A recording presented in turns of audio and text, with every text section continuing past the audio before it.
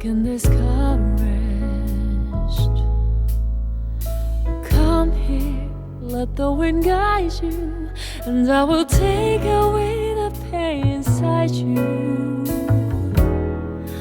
Then on me until the dawn, even in darkness.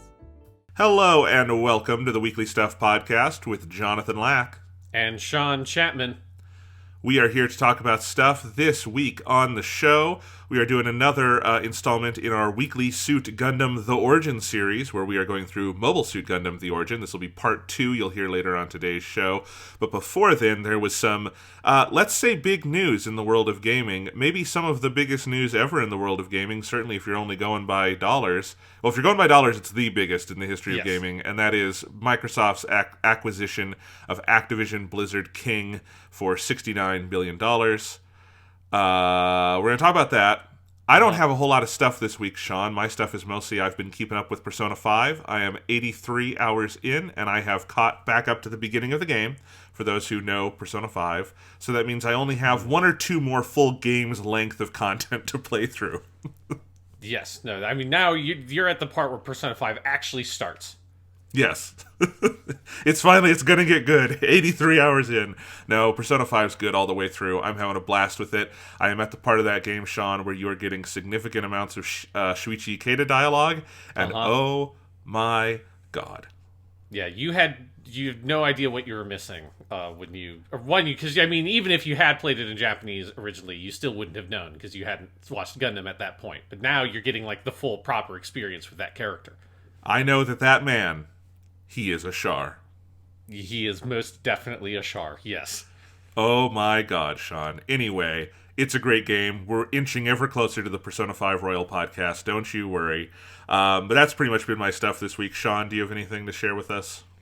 Not a huge amount. Most of like the stuff I've been doing is all kind of connected to Gundam, the origin stuff, because I've been reading the manga and all that, and we'll talk about all that stuff on that section of the podcast.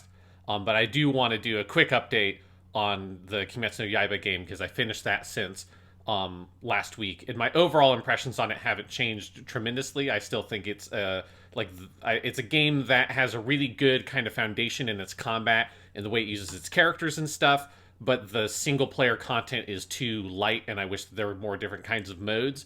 But one thing that is fun, that if people are playing it, I would definitely encourage people to make sure you get all the way through to the end of the main story, because the way they do the Mugen Train arc is definitely the best part of the story, and that one is the one that like fits most nicely into like the pace of the story mode, because the Mugen Train story, which is the movie, is so direct and there's not like much downtime between the fight scenes and stuff like that.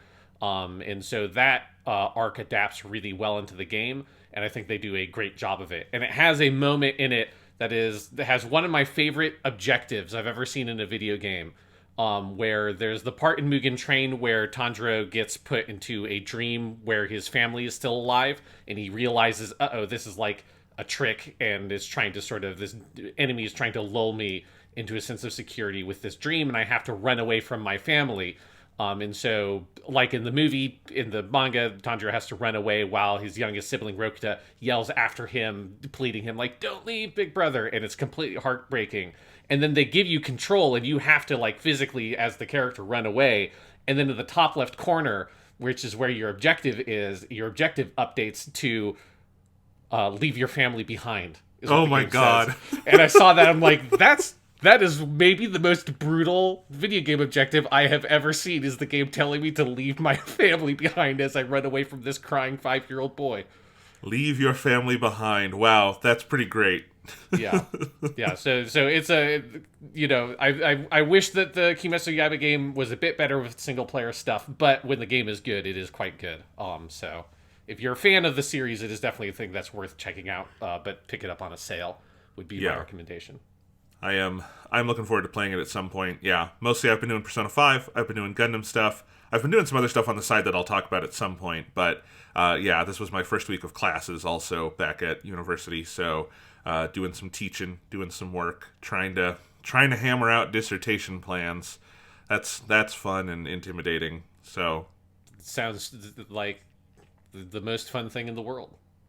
My dissertation plan right now, which is not going to prove or anything, but it's the one I'm sort of playing with, is like kind of nothing less than a fulsome history of anime from 1960 to now.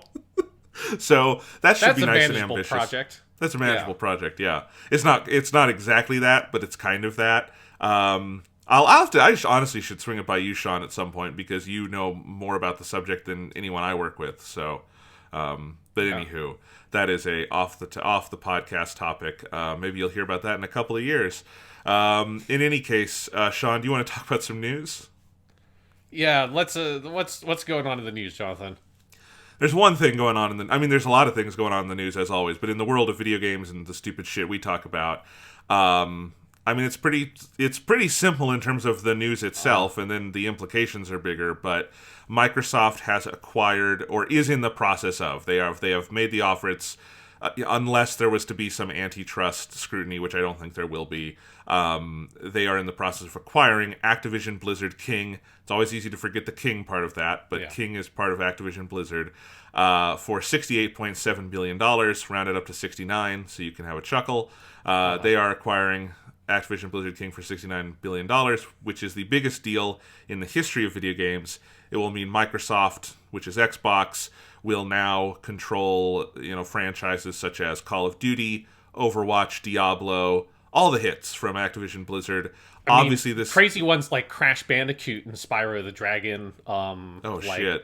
Obviously, there's I don't know how the Tony Hawk deals work out because obviously there's a license thing, but Activision owns the Tony Hawk franchise. They own Guitar Hero, as well as like a million. If you really dig in, they've got all the Sierra PC adventure games like King's Quest. Like Activision is as one of the oldest companies in the history of video games, is arguably the first third-party publisher that has ever existed in the entire industry, and therefore, by virtue of its tremendous age, is a incredible stockpile of historic IP for video games, which is probably obviously one of the things that's attractive about that purchase from Microsoft's point of view.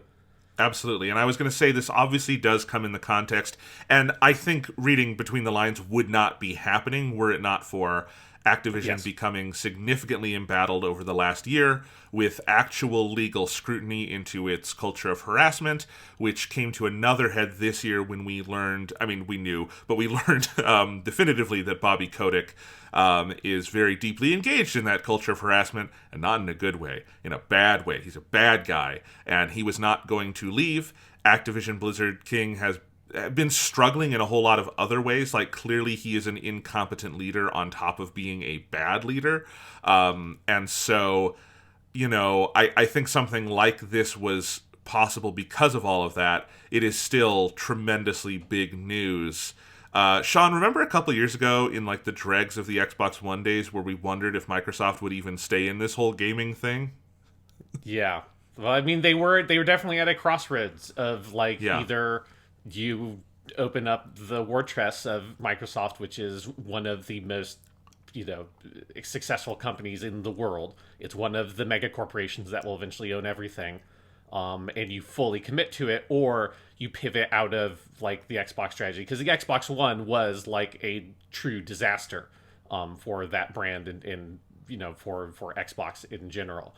And clearly the path that they have gone on is, let us be one of the mega corporations that owns everything in the world by spending $70 billion. By spending a quantity of money where it is very easy just to round it up an additional to $70 billion, because $1 billion doesn't really make much of a difference in the scope of the sum of money that is the incomprehensible sum of money that is $70 billion. It's a fake amount of money. It's a fake amount of money. That's money that doesn't exist. It's fake. It's fake money at that level. But yeah, there are so many implications to this, but I do think that's the one I've been thinking about a lot, Sean, is that I don't think it was crazy to wonder if Microsoft was going to stay in this a couple of years ago, because they're not a gaming company at their core. They do a lot of different stuff. Honestly, Microsoft's biggest bread and butter is enterprise stuff when you look into their actual numbers. And so they often struggle, I think, in consumer-facing products. Look at their history of trying to get phone stuff off the ground. they've been very, very bad at that, or Everybody even loves earlier. them a Zune, The Yeah, Zune that's was the the joke thing I was that gonna really make, yeah. won the MP3 market back in the day. Yeah. So, I don't think it was ever a guarantee that Xbox needed to be a thing going forward, but clearly, and I think it helps that the Xbox team has done very good work over the last couple of years turning that ship around. It's a very healthy brand at this point. But Microsoft, as you say, like the difference between Microsoft and a lot of other companies, like Sony is a big company. Sony is one of the biggest companies in the world. Microsoft, I was just double checking this morning, is the second biggest company on Earth by market cap, behind Apple. They are really, really big. I don't know if Sony could make a $70 billion purchase. I'm pretty sure they couldn't. That's like, I was checking, Definitely like, not. that's their annual revenue. So, like, that's the difference, is that Microsoft just has, as you say, Sean, they have a Scrooge McDuck vault of fake money that they can pour onto things, and I think there were already hints that they were moving in that direction. The Bethesda acquisition was quite big. That was like 7 or 8 billion. But this is 10 times the previous biggest deal in the history of video games. Like, it's insane. I saw some people come like, oh, this is like Disney buying Marvel. No, it's not. No. Disney buying Marvel was 4 billion. Disney buying Star Wars was 4 billion. I think Pixar was 4 billion. Like, that was more like the Bethesda deal. This is kind of like Disney buying Fox, although with the difference that I don't think Microsoft plans to just shut down everything Activision is doing, and just so they can steal movie theater screens. That was Disney's way of, swinging their money dick around. I do think Xbox is going to make use of all this stuff, but it does significantly change the video game landscape when one of the biggest third parties becomes a first party. Yeah, I mean, it's because this is this is the biggest thing that has happened in like video game news, basically maybe ever. Like, because this is where like the trend towards consolidation in the industry that really started around 2008 when we moved into the 360 PS3 generation, which is where the entire middle of the industry dropped out, right? That's where your THQs and your Midways and that whole, that's where the majority of third-party publishers that have existed in the history of the industry all died over the course of the 360 PS3 generation. They either died or they were bought up by somebody else and consolidated into like a small handful of third-party publishers or the first parties, Nintendo, Sony, and Xbox. And then this is like taking out from the third-party industry like one of the primary pillars, right? I mean, it is arguably was the biggest. I mean, the only other thing would be like Take-Two, which is your like GTA people, but I would argue that Activision pretty easily eclipses them both in terms of like historical importance and in terms of actual like market worth, with the Call of Duty factory that Activision turned into. So it's like it's a thing that is like impossible to get your mind around for me, because it's like you have your pillars of third-party publishing are like Activision, EA, Ubisoft, Take-Two, and they have been around for a long time. They were like very stable, extremely successful companies. But Activision has had this like key vulnerability that popped up in the past couple of years, which is this legal trouble that made it like, from the perspective of Bobby Kotick and the board of Activision, seem like a very good idea to say, let's just make billions and billions and billions of dollars and just pocket that money. And then run out of town. And just walk away from it, because why bother? Like, they don't give a shit about making video games. They don't have pride in like the work or care about the culture or the art or anything like that. They just want to make money because they're just capitalists. That's very much the same thing that happened with ZeniMax. The only reason ZeniMax sold was just because the people that owned the company didn't have any interest in actually doing the work of making video games. And as soon as they saw like an easy way to cash out and make an inhuman amount of money that is unreasonable, which is like 1 billion is unreasonable. You start talking about tens of billions of dollars. That's just insane. That creates this thing of where this whole company, this whole pillar of the third-party publishing industry is gone. And now, if you look at what is left in terms of third-party publishers, I mean, you can count them literally on two hands, and there's almost none. There are not many other acquisitions that can be made in that space, because the space has been mostly emptied out over the past like 15 years or so. Yeah, it's pretty crazy. Yeah, so what all do you have? I mean, you have Ubisoft, you have Take-Two, you have Sega. What else are we even dealing with at this point? Yeah. So if you do like the Western ones, right, are Ubisoft, EA, Take-Two. And that's like generally it. Like for like big ones, obviously we have stuff like Devolver Digital and Annapurna that are third-party publishers, but they only deal with, what we call indie games, which obviously they can't be indie games if they're published by definition, but whatever, like the verbiage we generally use. So they don't. It's sort of the equivalent of like an art house label for film, Yeah, exactly. Yeah. So they don't deal in big budget stuff. So they're kind of in a different space. You can argue whether or not some companies like Epic or CD Projekt Red, how they fit into that space, because while they technically are third-party publishers, they only ever publish games that they internally develop, and so they kind of occupy a slightly different role in the space. But even if you throw them in, it doesn't change the overall number that much. And then you have your handful of Japanese third-party publishers that are still around, which would be Capcom, Konami, which still technically exists, Koei Tecmo, Bandai Namco, and Sega, like I said. Then Sega, because you just mentioned that one. Yeah, and then that's about it. Kadokawa Publishing owns FromSoft. They're technically a third-party publisher, but I did not know that. Yes, that's but there's like almost nothing.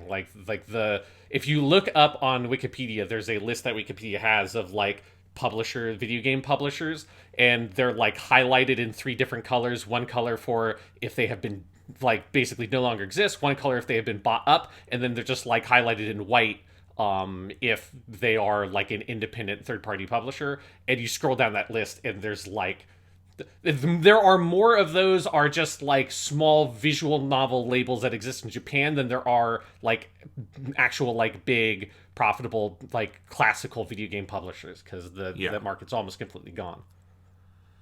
It's pretty crazy. And so there's that side of this to talk about, which is just the industry looks very different than it did 10, 20 years ago, right? Yeah. Then let's talk about the Microsoft side of it. Their strategy has clearly, like, in the waning days of the Xbox One era, like, they did make a couple of purchases that weren't, like, the biggest high-profile things on Earth, but the kind of stuff you would normally expect a company like this to make. Like, Playground Games, by them, obviously. They make a bunch of Xbox games, why not? That kind of stuff, building up some teams, and, like, very clearly, like, looking like they were maybe going to try to play Sony's game a little bit of having more first-party devs. That made sense. But that's a long-term time investment.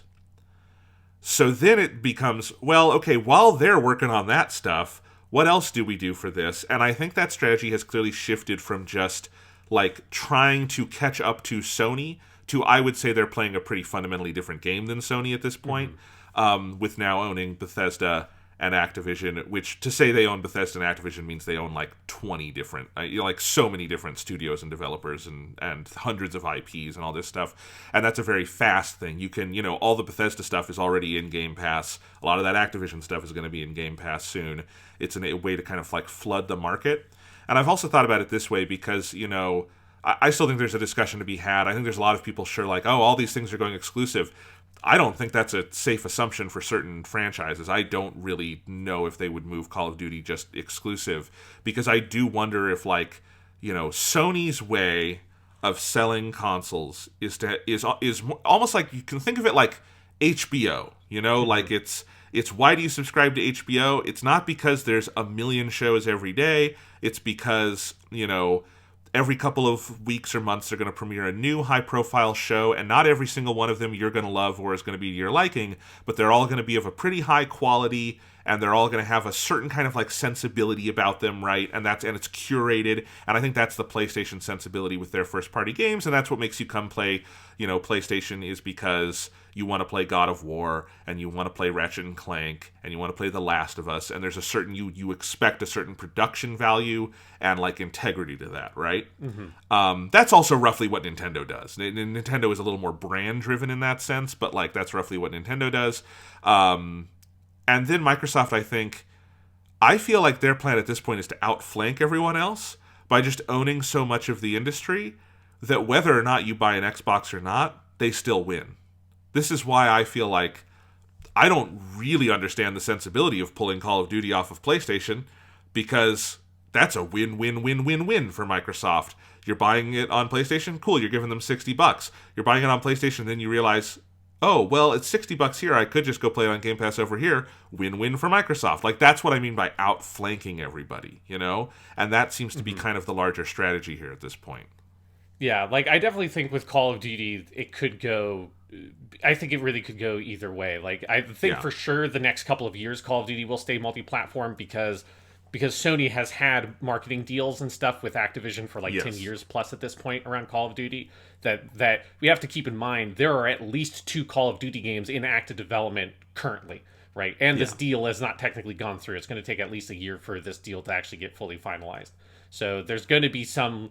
You know, there was like that one very, very carefully worded tweet by Phil Spencer about like, we are going to honor our deals and we are clear in our desire to keep Call of Duty on PlayStation, which is like well, that's not a commitment to anything. That's not actually saying anything. It's just a very good PR way of like making everyone happy and not worry about whether or not Call of Duty is going to go exclusive. So I think for a few years, Call of Duty is definitely going to be multi-platform because it kind of needs to be. But I'm going to guess that Microsoft has, like Phil Spencer has in interviews expressed a desire to sort of change the strategy around Call of Duty, where Activision has for a long time at this point been primarily a like Call of Duty factory. And they have a lot of developers like Toys for Bob, like Raven Software, that are just Call of Duty support studios, right? Because you need the complexity of making a new Call of Duty game every single year as video games become more difficult and expensive to develop, means you just need more and more people on there to solve that problem. And Activision really pioneered that like development cycle of having a couple of primary studios that like hand off responsibility for the franchise, and then like this orbit of support studios that touch and work on all the games and the map packs and whatever like support they do afterwards, and Warzone and all this, and this kind of like, you know, whole ring of other developers that work on that stuff. That is very much a model that Ubisoft adapted as well. And I think that Microsoft is probably not interested in, because they don't really need Call of Duty to be an annual franchise. I think it's in their interest to take those developers and have them work on other projects to have a broader line of content that can come out more regularly, because that's what you want if you have a subscription service like Game Pass. And once it moves into that, and if Call of Duty is no longer the annual franchise, then I'm not particularly positive, and I suspect that Call of Duty would no longer be on Sony. I think that eventually Xbox is still going to want to suffocate a certain amount of like Sony's access in the market, because it is still to Microsoft's benefit to be more dominant in the console business. And Sony's never going to put like xCloud streaming or whatever on PlayStation. Like, that's just never going to happen. So they're going to want to keep everyone firmly in the Xbox ecosystem, the Xbox marketplace, because that's very much what it is at this point, is like a services fight. And you don't win the services fight by letting people play your games on other consoles that don't support your actual service. And so that's why I think eventually, I think we'll have the transition period where some of this stuff, Call of Duty, will be multi-platform, and then eventually I think it's all going to end up being Xbox exclusive in like 5 or 6 years. With the caveat that Xbox exclusive means something very different than Nintendo or Sony exclusive. Sure. Because Xbox exclusive means also on PC. Yes. For now, it means also on Steam. I actually think that's a real open question how long that continues. Mm-hmm. But yeah, it's a really weird set of affairs, and you know, and what you just said, like that strategy, that's right, and that strategy also comes from like Phil Spencer isn't Bobby Kotick. He's someone who actually wants to make video games, right? So, you know, there's going to be a difference. And you know, I do think then the kind of third big pillar of this conversation, I mean, there's more pillars than just that, is also like Activision. And part of what makes this a weird thing to react to is that there is, I will admit, my first thought when I saw this news was a little bit of relief for the people who work at Activision. Like, Kotick will be gone. From everything we've seen so far, it sounds like he and all the execs are leaving when this deal goes through. And then they will work at a place that like wants them to make actual video games, and like hopefully there will be more room for some positive things. I certainly better than under the fucking chuckle fucks they've been working with now. But I don't know. It's a sorry state of affairs when I guess that's what counts as relief. But still, Yeah, because it is. I mean, because Activision was a sinking ship in some ways, right? I mean, like, because you have, on the one hand, you have all the harassment stuff, and then on the other hand, you also have, like, even if that stuff didn't exist, you have Activision's, like, whole business strategy, I think, was eventually a bubble that was going to burst. Like, they just didn't put out many video games that weren't Call of Duty. And at a certain point, like, it became very rare for you to get the occasional Tony Hawk's Pro Skater 1 and 2, or, like, Crash Bandicoot 4. Like, they did occasionally do other things with their properties and with their developers. But it's one of the things of, like, they used to have their partnership with Bungie, and they used to publish Destiny, and then that fell apart because, like, Destiny's live service model that Bungie wanted for the game didn't fit in Activision's, like, you need this boxed yearly annual release, and you need to fit, like, you have to fit into the factory in this, like, pre-designed way because we are a video game factory. And, like, so I am glad that like mentality is being dismantled, or, like, hopefully it is dismantled. Like, it still is, we still, like, need to see exactly what will happen and how Activision Blizzard will be integrated into Microsoft. But assuming, as I think is very likely, that kind of mentality is dismantled, the developers are allowed a more leeway in picking what titles they want to make and having a broader diversity of titles. Like, I think that certainly in, like, the short term after this deal, this will result in, like, better conditions for those workers and more interesting video games coming out of those studios. Like, I think that's 100% true, and that's nice. But I also think there's, like, but, like, the bigger thing that overshadows all of that is, to me, like, the crushing despair of looking at, like, everything that's happening in movies and seeing the exact same thing happening in video games and feeling like it's only a matter of time before, like, again, there aren't many more of these kinds of acquisitions that can be made, and Microsoft's not going to be done, right? Like, that's the thing about capitalism, is it's like, it's not about profit, it's about growth. Or it's about, like, your expected, like, idea around what growth looks like for your company. It's about the line going up. The line's got to go up, and and that can't happen forever, because that's not how anything works, and eventually you've just consumed everything that exists and are no longer making anything. And that's what it feels like has basically been happening in movies. Certainly in, like, the Hollywood, like, big scale, like, expensive movies, it's basically happened, and will continue to get worse, certainly in that space. And it feels like it's going to take a little bit longer in video games, because video games are, like, currently a more competitive industry, because like, Microsoft is still in third place in terms of revenue behind Nintendo and Sony. So it's like, they've got a lot more ground to try to make up, for like these deals to start, like, getting them money, but eventually they will be number one. Like, they have to be. Like, if you're spending $70 billion, you're going to be number one, because you can't afford to be anything but number one, or you'll go out of business. I mean, that's the and they're just going to keep on eating up everything else that exists in this space, until there are no third-party publishers. I mean, we're really not that far away from the reality of, like, third-party publishing just kind of not being a thing that exists, unless it's something that, like, Amazon or Apple or Google or Tencent, like, just own that entire space, which is the other possibility, that other companies that so far, other than Tencent, which is very hands-off with their acquisitions,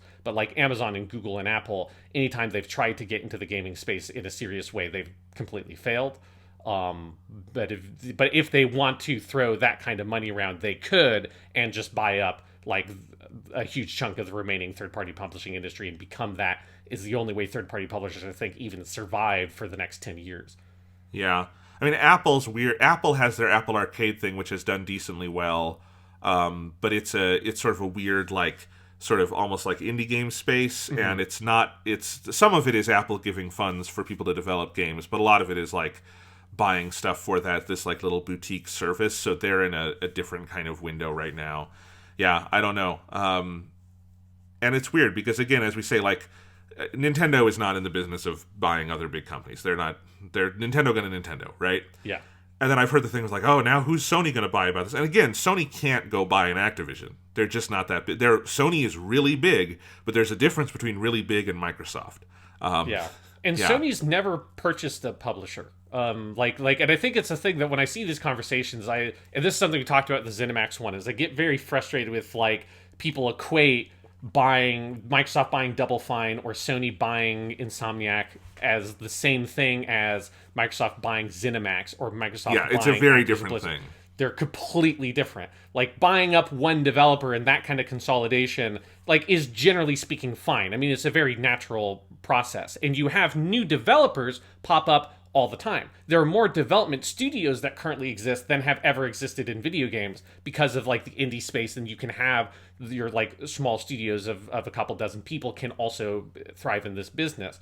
So it's like developers are one thing, but publishers are another. And like publishers are where it becomes the competition and like the monopolizing thing of, these aren't just other people developing games. These are other people that are like supporting in other avenues for developers in the broader market to go to in Activision or in EA or ZeniMax or whoever, and get their games published through them. And like that's a really necessary part of the ecosystem of video games, is to have that not also be a thing that's controlled by people who control the services that those games appear on and the hardware platforms that those games appear on. Like that's what monopolization is, and that's why the publishing thing is like scary to me, is because that is a way of kind of like the Fox acquisition in movies. You're just like completely ripping out a whole section of your direct competition and just owning it now, and that's unsettling. It is unsettling. Yeah. Yeah, we haven't seen Sony make a move like that. They've recently done some acquisitions in Japan around or like with, you know, sort of Japan adjacent stuff like the Crunchyroll buyout and stuff like that. But I don't know. If Sony were ever to do it, I would suspect it would be like with Sega or something. But like, I don't think we don't know what that would look like because they haven't really moved into that space of trying to be a monopoly. You know, an important thing there being they're not an American company. They are a Japanese company. They play a little differently. Yeah, it is. I do think, Sean, it is exactly what you said. Of like, this felt like what feels scary about it is how much it feels like the movie mentality and like the mentality of a lot of other industries now coming for video games, and that feels bad. Yes, and it's a thing that, like, you know, it feels like it's kind of inevitable in any ways. Like, in any way, like, I don't, you know, like if Microsoft didn't buy Activision, I'm sure or, like Amazon or Google or someone would have eventually come calling.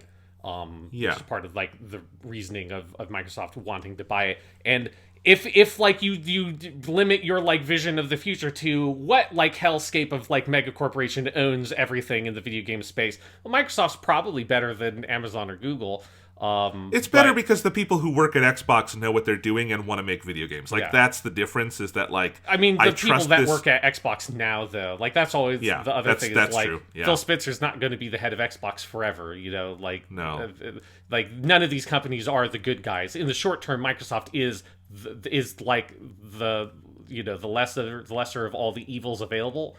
But like, also, you know, they spent $70 billion buying Activision Blizzard. Like, let's contextualize that quantity of money for a second, because it is something that it is so unfathomable. Like, $70 billion is the GDP of Costa Rica.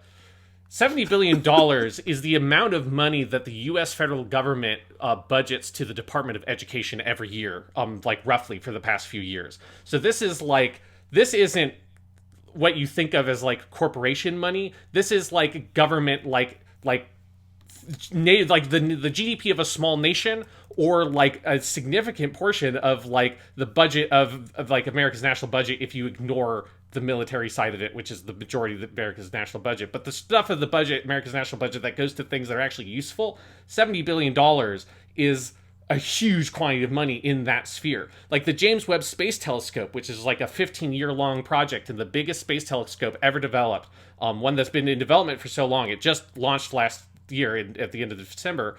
That, you know, I did a project on it when I was in an astronomy class I took at CU Boulder. That entire project cost $10 billion over the course of about 15 years to develop the most advanced space telescope in the history of the human race. It was 1/7 of the deal of what Microsoft just paid to own Activision Blizzard. So like there's a certain amount of the like when we talk about like a Phil Spencer, we talk about this kind of stuff of, you know, Microsoft likes to edge itself out as like, oh, we're just like you. We're also gamers. You know, Phil Spencer being like, oh, and I was looking through and like all these amazing IPs. I think they own Hexen. I'd love for to make a Hexen. And I look at that and then I also think, yeah, but if you spent the $70 billion, like you could make significant progress if you spent it wisely on like, you know, fighting against global warming, on, you know, fighting against world hunger, against fighting the fucking like pandemic right now. Like $70 billion towards vaccines and giving masks to people and all that kind of stuff. Like that would, you know, that could save millions of lives. But instead we spend $70 billion not making anything new, not creating new development studios in the gaming space, not hiring new people or anything like that. We spend $70 billion to take this giant massive thing that exists over here and move it so that now it exists over here. And that's what they spent. What is 1.5 million times the annual salary that I got at my old job, which is a funny thing. 1.5 million times is all that's already like an insane thing. I could have worked for 1.5 million years at my old job, which is longer by like 2 times than the human species has existed. And then I would finally meet the exact quantity of value that Microsoft paid to move Activision Blizzard over to its headquarters. Sean, I just want to thank you for putting this in perspective for us, because I think you are correct that is a missing context in so much of this conversation. And I also want to throw one last stat at us to put this in context, Sean. Uh-huh. Do you know how much the Department of Housing and Urban Development has estimated it would cost to end homelessness in the United States? No, how much, Jonathan? $20 billion. Mm-hmm. Less than 1/3 of this. Microsoft could have bought a billion other things and also solved homelessness in the United States. They could have built Xbox houses. $20 billion worth of Xbox houses. And they're free. And every one of them comes with an Xbox and a subscription to Game Pass. And homelessness is solved. And it wouldn't have cost that much more than them buying Activision. Yeah, so it's the thing that like it is the thing that's very easy to get lost when you think about this stuff, because $70 billion is an insane quantity of money. Like it's the scale is completely fucked up, because the $7 billion with like ZeniMax is already an insane quantity of money. This is 10 times that. You've got to put an entire zero on that fucking thing to get here, and it's like, for what?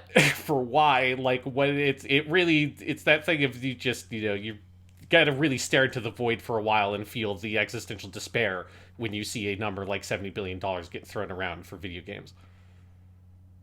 Meanwhile, we can't let poor people have money. That's the U.S. Congress's official stance. Don't let those poor people have money or jobs. Fuck them. Can't forgive any of those student loans.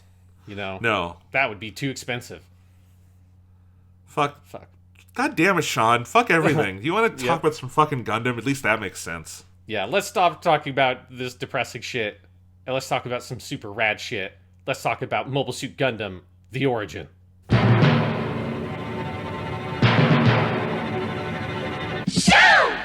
Hello and welcome to Weekly Suit Gundam, the special bonus podcast brought to you by the folks at the Weekly Stuff Podcast. I'm Sean Chapman. And I'm Jonathan Lack. And we are here 1 week later, oh my god, in an actual weekly episode of Weekly Suit Gundam to talk about Mobile Suit Gundam The Origin 2, Artesia's Sorrow, the second episode of the Mobile Suit Gundam OVA series, adapting the manga of the same name by Yoshikazu Yasuhiko. And we're in for another really good episode, because they're all good episodes. And I'm very excited to talk about this today, Jonathan. I am too. I think for at least the first couple episodes, I haven't rewatched all of them yet. I think this thing just gets better as it goes along. Mm-hmm. And part 2 is fantastic. Part 3 is fantastic, which we'll talk about next week, obviously. I am very excited to break down this one. This one is particularly heartbreaking. Yes. As the title implies. It is aptly named. That is very true. A very aptly named one. But before we talk about Artesia's Sorrow, I've got some stuff to talk about on the podcast because I have been on a Yoshikazu Yasuhiko binge, I guess one could call it. Good. Because I have currently caught up to where we are in the Mobile Suit Gundam The Origin manga. Holy shit. I have read 10 volumes of the manga because I think I had read the first 2 when we recorded the last episode. So the past week I've read 10 volumes of the manga, which is a lot. Because they are longer than and I'm reading the Japanese version, so I'm going by the tankobon numbering. But even like the tankobons are longer by about 50 pages on average than a normal tankobon. So it is a lot of manga. Yeah, I was just going to say, you're reading the tankobon, which is the original 24-volume release. If you are reading the Perfect Edition, which is what we got in the United States, just cut any number Sean says by half, and that's they put 2 in every one of these. So the end of Volume 10, where you said, is the end of Volume 5 of Yes. the Perfect Edition, which I have here on my desk. I was looking through, because I didn't think you had gotten that far, Sean, I had done a bunch of recon to make some little notes for this episode and the next one we're recording about things that were different and stuff like that. But hey, you've read it too, so now we can talk. Sean, how do you feel finally basking in the glow of what honestly I believe is the greatest manga I've ever read? Yeah, it's definitely up there in terms of like I would say like expand the manga to like comic books, right? And just in general, like Eastern and Western. But yeah, I mean it's definitely up there. There is a truly virtuosic quality to the art, and the way it's like, and specifically it's the art is one thing, but it's like the paneling and the pacing of pages and stuff like that. Like Yoshikazu Yasuhiko's ability to replicate pacing that exists in the anime and like create that same feeling with what is like one of the most frequently heavily decompressed stories I've seen in manga, which decompressed in like the terms of like comic book storytelling means like something that where you use more panels to depict smaller segments of time. So highly compressed sequences in a comic book would use a small number of panels to depict would use a panel to depict like a large chunk of time with lots of things happening implied between panels. Gundam the Origin is frequently hyper decompressed, using individual panels to show like small changes in character facial expressions, sometimes 3 or 4 panels in a row, and it's like very frequent technique, and it's a thing that captures so much of like the pace and the style and the feel of the anime, and then also is able to replicate a lot of what that does in the anime for the characters and bring that over into the manga. And it is a hugely impressive piece of like craftsmanship. Yeah, and I was talking about a little bit of that last week, and then also you now have a better sense of sort of the scope of how he tells the story, and it's also a very smart adaptation. You've gotten far enough that he moves Jaburo up before Odessa Day, and part of that is because he has a much firmer sense of the geography of Earth and their journey, and that's the kind of stuff that I'm like, yeah, I love all of that. I love that like there's a lot of like placing the story in real places, and so you have a real sense of like the like physical grounded nature of this journey they're on, and there's stuff like that that's just so cool. Yeah, it's awesome. Like I don't want to go too in depth on that because I feel like we should just have eventually an episode that's just talks about the manga, in general. And I should also make it clear, this was not a thing that like I set out with this idea of I want to make sure I catch up and get up to that point in the manga. Like, because I looked at that and thought, well, that's going to be completely impossible. Like, I more wanted to make sure I had finished reading it by the time we got to the end of this, so we could talk about the manga in general. But yeah, I just got so sucked into it that I almost by coincidence, because I wasn't even trying to, I ended up catching up to where we are covering so far in what we're doing.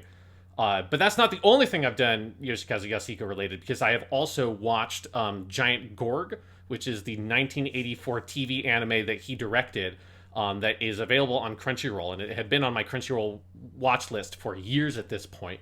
Because I knew it was by the guy who was a character designer and animation director on Mobile Suit Gundam. But I just like, it's one of those things that you see it and you're like, I'm sure I would like that, and you put it on a watch list. But because you didn't put it on the watch list with the immediate intent of actually just watching it in like the near future, it just sort of sits there forever in this constant state of like, I should really watch that, but without the impetus to actually start watching it. So this finally gave me the impetus to watch it, and Giant Gorg kicks so much ass. It is a great show. I highly recommend it. One thing that's interesting about Giant Gorg is I really wouldn't call it a mecha show.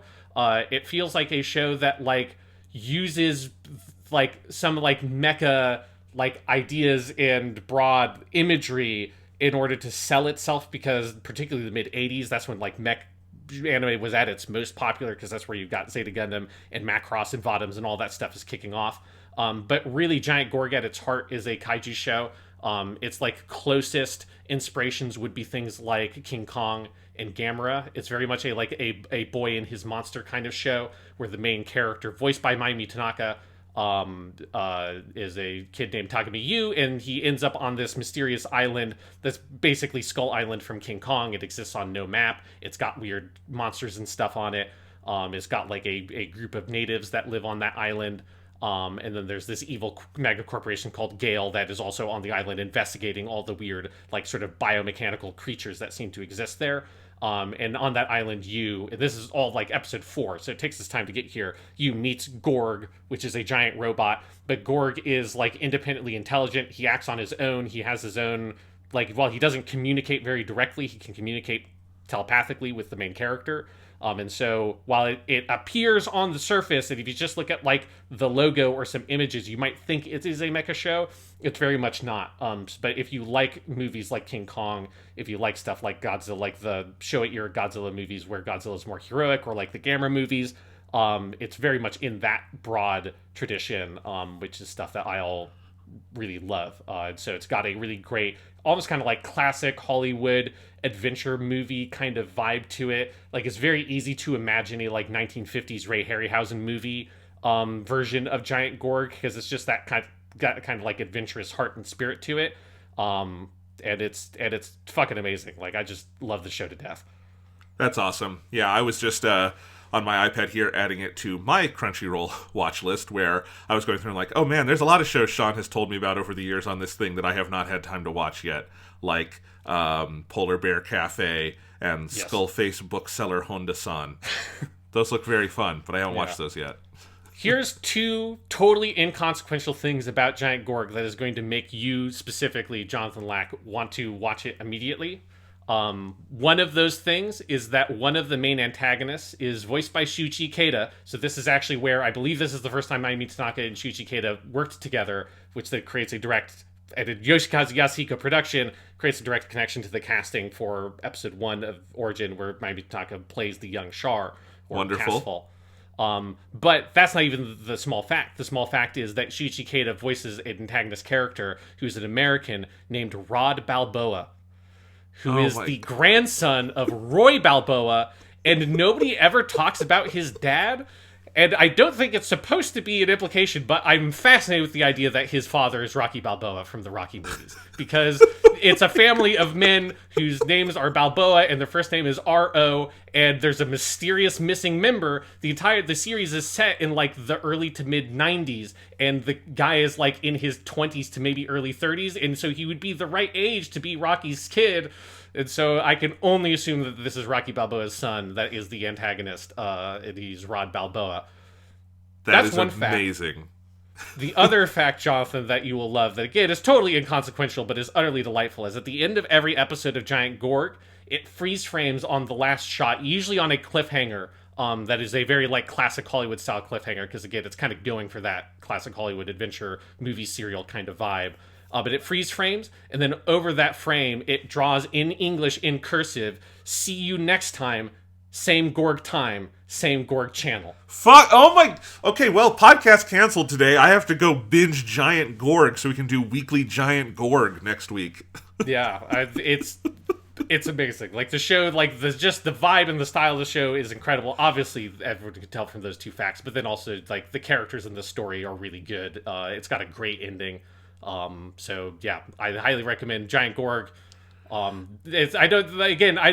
wouldn't go into it being like, I really like mecha stuff, therefore I will really like Giant Gorg, because it's not really a mecha show. But if you like 1980s sci-fi anime in general, if you like sci-fi anime that has a lot of very direct oblique references and stuff like that to 2001: A Space Odyssey, and just like kind of ripping off shots from 2001: A Space Odyssey, as all sci-fi anime should.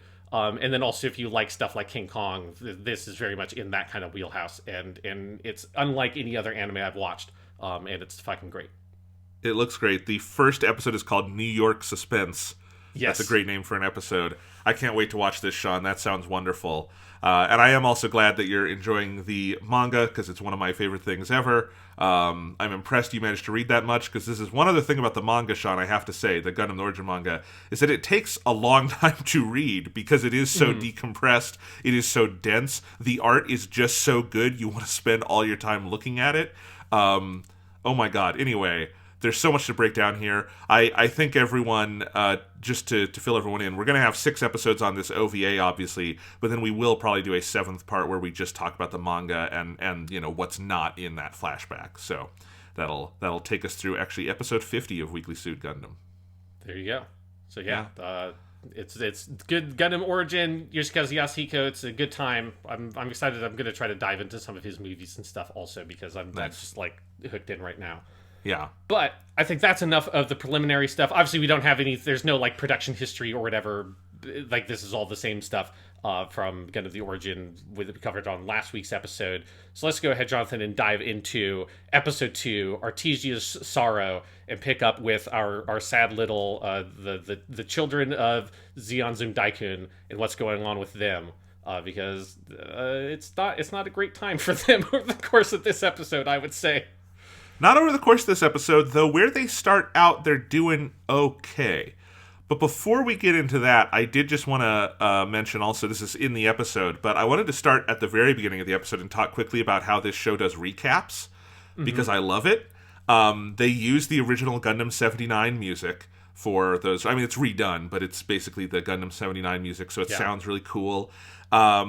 In this episode in particular, it's not just a recap. It gives you some extra info. It tells you the timeline of like when Zeon Zum Daikun came to power in 0057. It talks about Munzo gaining autonomy. Just extra info you didn't get in the first episode. It's very entertainingly done. It's done in the style of Gundam. Not just Gundam 79, but also in the style of... actually, I'm not sure how they do it in the tankobons, but in the Perfect Editions at the beginning of each one, you do have a recap that is written sort of in the style of that narration, but Yasuhiko really milks it, and it's wonderful, and there's just constant great turns of phrase, and all of that is done by Akio Otsuka as our narrator for Gundam the Origin. This is about as entertaining a recap as you're ever going to see. Yes, it is. It's Gato himself from Stardust Memory is here to tell us about how Zeon came to be. Yes. It's just a very, very good, soothing narrative voice. And he definitely, like, it feels like Akio is putting on a little bit of, like, the voice you got from the narrator in the original Gundam, the Uchu Seiki 0079. That guy, like, I feel like Akio is pulling a little bit of that into, to kind of, like, fit the overall style of the recap.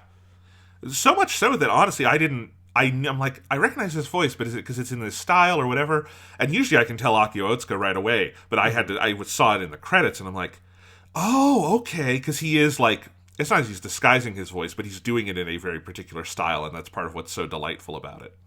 Yes, and it's particularly the music is the stuff that gets me about those. Like, it reminds you of just how, like, truly iconic that original score is.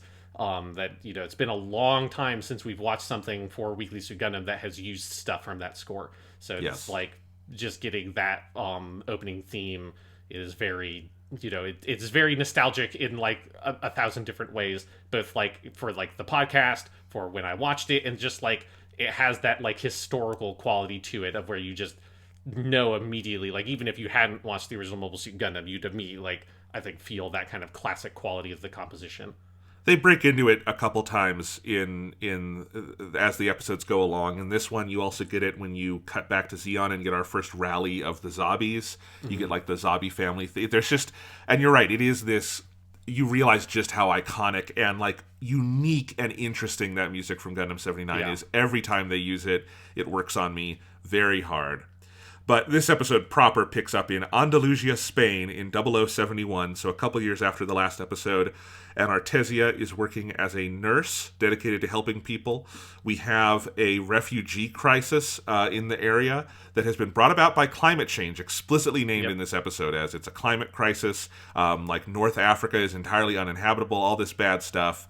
While Casval is getting lessons from an increasingly agitated Jimba Ral, and they all live under the roof of Don Tiabolo Mass, who is a wonderful side character here. Yeah. And that is where we pick up... I feel so bad for Don Diablo, because he's such a good guy. He doesn't deserve any of the awful shit that happens to him, you know? No, I mean, he is a good guy, and I actually think there will be more of this in future episodes, but even already here you can see why Sayla keeps the name Sayla Mass. Mm-hmm. Like, I don't think it's just out of, like, convenience. I think there's an actual connection there to this guy who helps raise her and, like, encourages her going out and helping people, and, like, this side of her that she starts to embrace in this episode, because we also see that refugee camp was provided by Don Diablo. He is charitable with, like, his you know, in a lot of different ways, obviously, because he's also taken in these kids and brought them into his family, and he's a good guy. He's also a pretty smart guy who has the right read on Jim Burrell, and, like, you're fucking around with Anaheim, and he also has the right read on Anaheim. He's like, they're not trying to help you, they're trying to make money, you idiot. And so I like Don Diablo Mass quite a bit. Yeah, this whole opening segment is good, of just, you know, it gets you that sense of, you're seeing a lot of, like, the pieces, particularly for Sayla, of, like, who she is going to be in when you, like, know her from the show, or in the manga, of course, like, as we said last episode, this happens, like, in a sequence where you have had Mobile Suit Gundam happen up to Jaburo stuff, and then you have, actually, Sayla is the one who, like, is explicitly has some sort of flashback, although obviously she couldn't possibly know any of the Char stuff that happens here. But she's kind of your entry point into the flashbacks. And I like here, you just get that sense of she's a nurse, and eventually she'll become a doctor. She has adopted that Sayla Mass personality, and that kind of, like, you know, identity and everything. But then Casval / Edward Mass, when you start seeing more of him, he never really feels like he actually acclimates to or wants to adopt this, like, Edward Mass personality. And I think that like dynamic is pretty clear immediately. That dynamic is definitely clear immediately, although I also think the first half of this episode is interesting in that you see signs over and over that Casval is obviously not nearly as settled as Artesia, but he still has a level of, like, goodness in him that maybe he could, you know?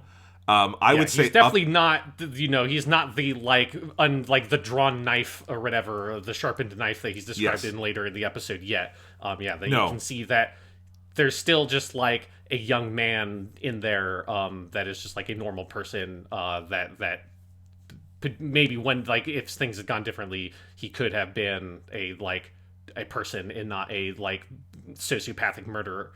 Well, I would say, you know, the key tension of this episode and the key structuring dynamic, and again, like, I don't think any of these 6 episodes had a particularly hard job in figuring out where to start and end, because I think Yasuhiko's manga gives that to them very openly, but it is still very savvy that this is, you know, jumping ahead a couple of years later and tracing this arc from when they have become the Mass siblings to the point that he's not Char yet, that Casval leaves Sayla behind in a very iconic moment that goes all the way back to the second Gundam movie is when that scene originally comes from. And I think the main tension throughout this episode is, what are the things that are holding Casval back from becoming who we know he's going to be? And I think that thing is Sayla. That thing is Artesia. Mm-hmm. And I think one of the interesting things that I saw watching this, you know, a second time for this podcast is that I think the episode plays with this tension that I think Casval could have been okay. I don't know if he would ever be particularly well adjusted, but I think he could have been okay if the mom hadn't died then and in the way she does. Like, that very clearly this episode paints as the pain and the indignity that drives him over the edge. Because when they get to Texas, he's, you know, he's okay. He's in his element. He's riding on a horse. He's giving Char Aznable a high five, you know? Like, he could be okay. And then the mom dies. They never see her again. They can't even put her name on the fucking gravestone. And it's like, something has to give now within him. And, you know, in the beginning of the episode, you also see he still 100% has it in him to be a good brother. When Sayla gets sick working in the refugee camp, he drops everything and is there for her morning and night. He stays with her all night long. He has it in him to be a good, loving brother. And the thing that I think is most perverse and dark in this episode and the arc it traces is that to become Char Aznable, the man we know he will become, he has to cut that part of his heart out. He knows, and I think it's very true, that if Sayla was in his life, he wouldn't go off and do all the things we know he's going to do, because he's going to kill a guy in this episode later on with a fucking piece of wood with nails in it, and Sayla's able to hold him back. And so the natural extent of that is, if he wants to embrace the anger that's within him, he has to leave her behind, and it's the cruelest thing he ever does to anybody. Yeah, and I think there's something interesting here of the perspective you have is it's very much you are in Sayla's head for this whole section. This is true of the movie and the manga, that like you're always looking at Casval through her eyes, and you never get access to his interiority, which you never do, right? Because you can never actually have access to Char's interiority. It's a thing that you can't do with the character. So even when Char in later episodes becomes more or less the POV character, you as a viewer are still kept at a distance from him and watching him plot and like scheme and things like that. But here in this episode, you are given like very direct access to Sayla's interiority in a way that you very rarely are in Gundam stuff. You like are, and specifically in like Tomino style Gundam, and it's true of like the Origin manga as well. Like Yoshikazu Yasuhiko very rarely ever actually uses an internal monologue for characters. It's one of the reasons why in the manga it's important to like the detail and the focus on character facial expressions and things like that are what you get instead of having an internal monologue. But with Sayla here, you actually do. You do get some internal monologues. You get her diary that she writes to her mother that gives you like a kind of privileged access into her like intimate thoughts and feelings. And that's like a really strong aspect of this episode, and it's one of the things I think they deliberately designed the episode around, because they end this episode earlier than where the volume, the Tankobon volume that it encompasses, goes all the way to Edward or like actual Char Aznapol's death, and that's covered in the next episode of the Origin. So here it's like focused specifically on Artesia / Sayla and her experience and what she sees. And you're always looking at what Char is doing from her perspective. You're never seeing him act in this episode independent of Sayla's gaze. Yes, there is more with Sayla past this episode, but I think it's fair to say this is her most significant stretch of the Origin OVA, because this builds to her primal moment, like her primal moment that is still informing everything she does in the original series. Whereas there's still quite a bit of ground to cover for Char, but I think her abandonment at the end of this episode is the thing that kind of seals her into the role that we will see her play in the big epic story to come. Is that fair to say?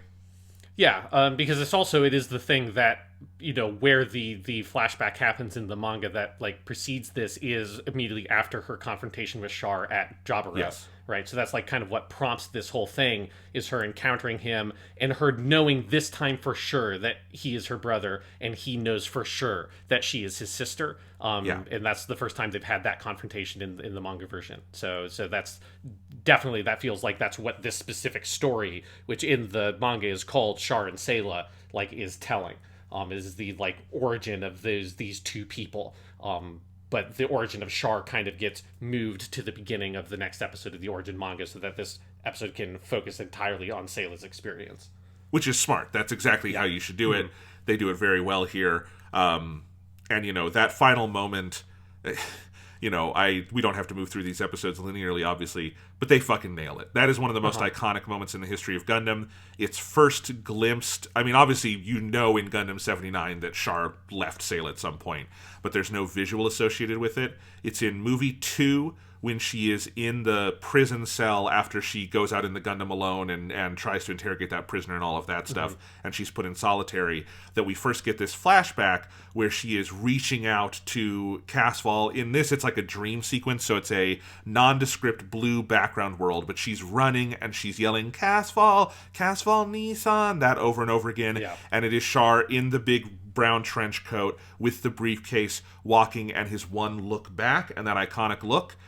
Yasuhiko then does that in the manga, expands on it. It was kind of funny. You talk about the decompression of the manga. That one was the funniest for me when I was making. If you look on my Twitter, I have some images about this, and that's like 10 pages of the manga, because he really like sits in that Yes. moment, you know. And it's a beautifully done moment, obviously. And then it becomes the end of this episode. In the manga, that's also one of the color sections, which the way Yasuhiko does colors, if you haven't looked at it, is basically like all watercolor and stuff. Mm-hmm. It's fucking gorgeous. It does not look like any other manga color pages I've ever seen. And he ends with the look back that Char has. And the way they do that in the episode is through a series of shots and then a big... And it's one of the best uses of digital stuff I think they ever do in this in this OVA, is a big digital virtual camera. It's a rack, like zoom, and then it like flies in and goes into Char and moves him into like a black nebulous liminal space, and that's how the episode ends. Because the way that I think like the sort of virtual lens they're using distorts the background as it's zooming forward, like the dark forest trees that he's walking towards like kind of consume the background and then him. It's a really striking shot that then immediately smashes into the credits with the credit song. And yes, like that is like very much I feel like that was the choice they made for this episode, was to identify that is the ending point, not the Char then going on the plane, or like Castle going on the plane with actual Char and getting him killed, and like the tankobon ends, like the section ends with the actual Char Aznable's body floating through space and the name Edward Mass from the registry of the deceased like superimposed over it. And I think it was very smart and canny of them to say, let's identify this really strong point and build this whole episode around this clear story arc of Sayla, her perspective, and it's all building up to this split of, you know, Castle Nissan goes one way and Sayla is left behind. And that is the entire kind of story that this episode tells. Well, I mean, if you're thinking about the list of moments that this OVA had to get right, that is near the top of the list, right? Like that is one of the, even if you haven't read the manga, this is one of the moments that the OVA just in Gundam lore and history has to nail, and they fucking nail it. They do it really well. You know, I think the actress who plays Sayla in this episode is just phenomenal throughout this whole thing. It's a great vocal performance as Sayla, and doing the moment of the yelling out Casval Nissan is powerful stuff. And I would say one of the things Shuichi Ikeda is doing this episode, because we should say Ikeda takes over now for this episode as Casval's Char Edward. It's kind of funny. In the first episode, you have Mayumi Tanaka credited as Casval Rem Daikun and Shuichi Ikeda credited as Char Aznable. In this episode, you have Shuichi Ikeda credited as Edward Mass, and it's not until next week that he is credited as Char Aznable again. And I kind of like how they play with that in the credits, if you look closely. But I would say for most of this episode, he is not doing the Char voice yet, right? He is doing, I mean, for one, he's trying to do a young voice at the beginning, and I find it very funny, because Shuichi Ikeda is not a young man. It's kind of like Kid Trunks a little bit in Japanese, and I fucking love it. It's great. But then I would say the first line he has in Gundam The Origin that sounds like Char Aznable, the guy we know, is his Sayonara, Artesia. And it's the way he says Artesia is like, he's Char now. Oh shit, right? Yes, yeah, because that's definitely where he gets that Artesia. That's where he gets the kind of flowery, exaggerated delivery. Where I feel like it is impossible. Like you have to constantly fight the instinct to do a Char impression whenever you try to say Artesia, particularly if you're trying to say it in the Japanese way, because it is it's one of those things that if you want to do a Char impression, one of the things you would do to get into a Char impression is to go Artesia. Exactly. It's where the voice comes from completely. And that's when I do feel like in the booth, like Ikeda's like, okay, you're free, fly Shuichi Ikeda, and he will fly very broadly in the third episode, but we're not talking about that one yet. Yeah. But I do like that there's that control throughout this episode, and I think part of what makes that moment hit so hard is hearing Char Aznable say that line to her and then walk away. Do you know what I mean? Mm-hmm.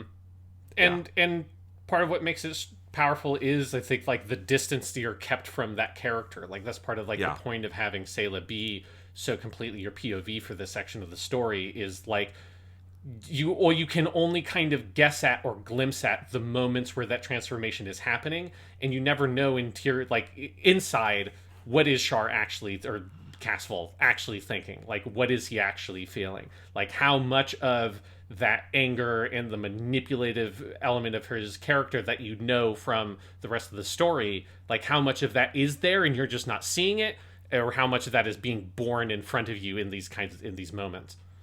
You know, we've spent literal dozens of hours Yes. talking about Char Aznable on this show, Weekly Suit Gundam, and I do think one of the reasons we're able to do that is because everyone who's told Char's stories in this medium, whether it be Yoshiyuki Tomino or Yasuhiko here or others, I think are very careful to do exactly what you said, Sean, which is never allow... He has a lot of interiority, we just don't see it.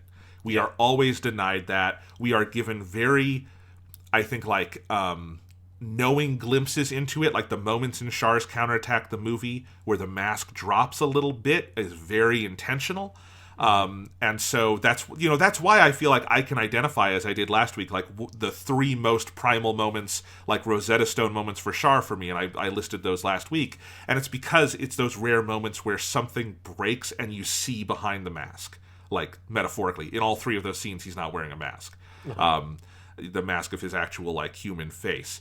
And I think this episode is one of the best at, like, putting you at a distance. So you can have these conversations like, you know, my read on it is that I think he's troubled, but I do not think for most of this episode, until he gets the note his mom is dead, I don't think he is yet the guy who would go do Char Aznable stuff.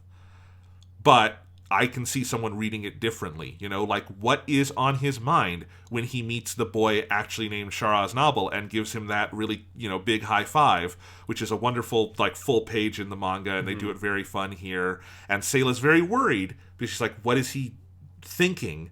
And then he seems to be okay. And it's like, how do you read that? Do you read that as Char, God damn it, Caswell, yes. Edward is ready. This was so hard to take notes on, Sean, because I'm writing Char, and then actual boy named Char Aznable comes in. I'm like, God damn it, crossing stuff out. What does Edward Mass, what does Caswell, you know, think in that moment? Is he thinking, you know, we're on Texas, I've got my horse, my sister's okay, this guy seems like a putz, but, you know, maybe I could use him for some stuff. And that's kind of where I think he's probably at. But I could also see someone looking at that scene and seeing that high five and being like, this kid is thinking already what he can do with the in of having this new name, you know? Because I can see it read either way, and that's what makes this character so rich. Yeah, because honestly, I kind of read him a little bit as the latter. Of, like, I do think that, like, if, you know, somehow the stuff with the mother didn't happen and she miraculously escaped and was able to, like, return to Char in Sayla or to Castle in Artesia, I think things would have been fine. Probably that you know, Castle would not have gone on the path that he goes on, but I think that like thing is always very clearly there. There's something about him in this section of the story where you're just waiting for him to explode.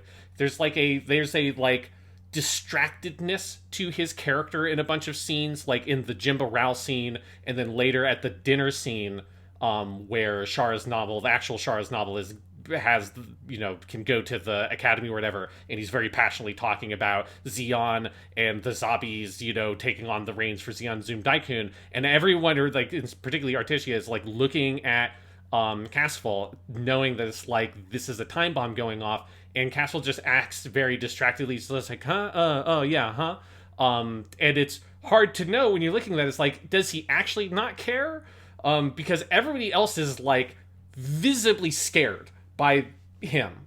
Even when they're not given a specific reason, there are multiple times where Artesia is like visibly frightened by her brother when he's not even really doing anything, like riding up on the horse and seeing actual Char. And I think that kind of gives you the sense of that there is that thing that is like in there waiting to get out. It just doesn't have the excuse yet, or it doesn't have the vector yet to fully express itself, but it's there, like hiding behind this mask of like aloofness that he's putting on. This is one of the things in Char Aznable as a character that I think Yasuhiko uniquely hones in on, which is the role of anger in his life. Mm-hmm. Because Char is the coolest cucumber in the room, usually, right? Like, he doesn't usually ever raise his voice. He very rarely gets mad. Amuro has to beat him a whole lot of times before he ever starts yelling at Amuro, you know? Like, he is very collected. You do not think of Char usually as an outwardly angry character. But of course, he has a lot of pride, and he has an inflated sense of self, and he can get angry, and we know that from all the way to the Old Testament of Gundam 79, the TV show, that it ends on him kind of losing his way, getting mad at Amuro, having this fight, and then finally, like, Sayla pulling him back and him collecting himself and going and blowing Kaisili Zabi's head off, right? So, like, this is always a part of it. It's there in Char's counterattack, too. And I think Yasuhiko, in both the flashback and then throughout the manga, I think does a really good job playing with that tension in Char. And I would say, if I had to get into Yasuhiko's, like, head as a creator, I think he very much interprets all of Char's affectations, the mask, the voice, the way he holds himself, all of that, as different things that he channels anger into to be able to, like, go out and function in the world. And I think a lot of the arc that he gives Char in the story itself, the present day, the story of First Gundam, is about that. And I think the specific role he channels Char's anger through, specifically at the end of the story, is something he's building to through all of this, and it's why it's important in the flashback, too. I'm trying to step lightly because you're still reading the manga, and I don't just want to give it away. But those are all emotions that are being played with, and I think you're absolutely right that that is the tension in this episode. Is we know from having watched episode 1 that this kid just has raw fury in him from what was done to him and his family, right? And justifiably so. But, like, he has this in him, and I think everyone can feel it kind of radiating off of him, and it's like, where is it gonna go? That's the question of this episode, is where is that anger? What vector will it be channeled through? And it doesn't burst until like 50 minutes into the episode when he takes that beer mug and pours it over a guy's head and then smashes his hand into fucking jelly. And it's a phenomenal scene. But it is a tension throughout this whole thing. Yeah, and I think one of the places where it really starts, and this is a scene I really want to, like, zoom in on, because I think it's just fascinating, because it's very different than, like, stylistically than what you'd normally expect from Gundam, is the attack on the manor at the beginning. Yes. And this just really weird, just, like, blatantly symbolic thing that happens where there is a man in knight's plate mail armor with a rapier that stalks through those hallways and he attacks Don Diablo, causing him to fall out the window. He stabs and kills Jim Barral, and then also is, like, going after the kids until eventually Char arms himself with the sword, fights the man in the armor, ultimately defeats the man in the armor by stabbing his sword vertically through the slit in the visor, and then, like, pushing him off and, like, having the walkway collapse underneath him. But it is such a bizarre, surreal scene because it doesn't make any fucking sense. Like, right? And not in a way that I think it's bad, in a way that I think is very fascinating. But there's absolutely no reasonable explanation for why a person would attacking that mansion, thrown away their gun, put on the set of decorative plate mail armor that was in the hallway, grabbed a sword, decided to, like, without saying anything, because this knight never says anything. They're really, like, the sound effects of him breathing are really good in the OVA, and I think they, like, capture that monstrous feel of him. But him just stalking slowly like fucking Jason Voorhees, the people living in the manor in The Kids. It's such a bizarre choice. But it obviously, like, you know, with the very clear symbolic, like, pairing of that, and then the next scene, I think it's the very next scene you get, is when it starts going to the mobile worker stuff with Ron Barral, right? So it's like, it is this direct comparison of that is the ancient iconographic version of, we talk about this a lot with Iron Blooded Orphans, knights in plate mail armor is like this ancient version of what the mobile suits in the future world of Mobile Suit Gundam have now become. And this is just a weird fucking scene. It's a weird fucking scene. That's a symbolic pairing, but it's also a symbolic pairing to Char's future self. Well, yes, yeah. Because when you say, man, it's a bizarre choice to go into a manor in full play. You know what else is a bizarre choice? To ride around in a red mobile suit with a giant fucking target on your back, wearing a silly mask and helmet and dressed to the nines. They're like, that's a bizarre choice too, and that is the path this kid is going to walk. And again, not to spoil too much, but this is one of these scenes that I think if you've only seen the OVA, is robbed of context most by its place in the manga, because that whole thing is a primal moment for Char, and it comes back in the present day story in a very, very big way. It recolors. Again, I'm trying to tread lightly for people who haven't read the manga and don't want to be spoiled, but it colors very specifically the final confrontation between Char and Amuro in a really fascinating way. What Char does, I haven't read that point of the origin, but like just going off of, having watched the original anime, that obviously this is all sort of based on commentary on and based off of, like, what Char or Castle does to that knight is exactly what Amuro does to Char at the end of the original series, right? And it is, except for like the one vulnerability in the knight is the one place where Char is actually protected, right? It's the helmet and the visor he's wearing that protects the exact spot that Amuro stabs, that then leaves the scar that Char wears for the rest of the series through Zeta Gundam and Char's counterattack. And yes, like there is like clearly there is like, again, I don't know specifically what the origin manga does, but just going off of the ending of the original show, there's like a clear like mirror pairing there of Amuro, Char, and the knight, and that like same incident happening in Char's future with him being the one who's getting stabbed. Yes. So, yeah, when I say robbed of context, I don't mean like it in a bad way, like you couldn't possibly understand this scene having not read the manga, because those connections symbolically are still there. But it is something that, Yasuhiko wrote this over 10 years, but it does not feel like he was ever flying by the seat of his pants. It very feels planned out at every stage. And this is one of those very memorable scenes. But I agree, Sean. I mean, it is, and it's symbolic in those multivalent ways. It is to Char in his future self. It is to the mechanization of the world that we see in this episode, that this episode is also about men getting in giant mobile suits and beating the shit out of each other for the first time, right? And that side of it is so fascinating. But yeah, I have to admit, I think, Gundam The Origin, as I've said before, is one of the first Gundam things I watched. After we watched First Gundam, I watched a couple of the OVAs and I watched this, and the scene with the knight has always, always, always stuck in my head as like one of the defining Gundam images, because it is so wonderfully weird. Yeah, it just like, it feels like it just comes out of like a different show in a really great way. And it's one of the moments in this episode where, if we want to like look at the things that happen to Castle that turn him into Char over the course of this episode, I think like the two moments are this one and then the death of the mother, because in both instances that's where you see on his face an expression you have never seen this character make. Here it's like complete terror and horror, that like there's a lingering shot on after he's defeated the knight, and Castle like holding Sayla and like up on that like window well and looking down, and he's completely and utterly terrified. Yes. Also them huddling while they're being stalked, he's also looks terrified there. And then later with the mother death, that's also where you see this anger and this sadness on him. Whereas, as you say, like Char as Nobble is always the coolest cucumber in the room. He is always the guy who, like, the most emotion he generally expresses is this like tinkling wink towards the camera when he's going to fucking betray and murder Garmazabi or something, right? Like, that's the emotional variety that you get from the character in a normal scene.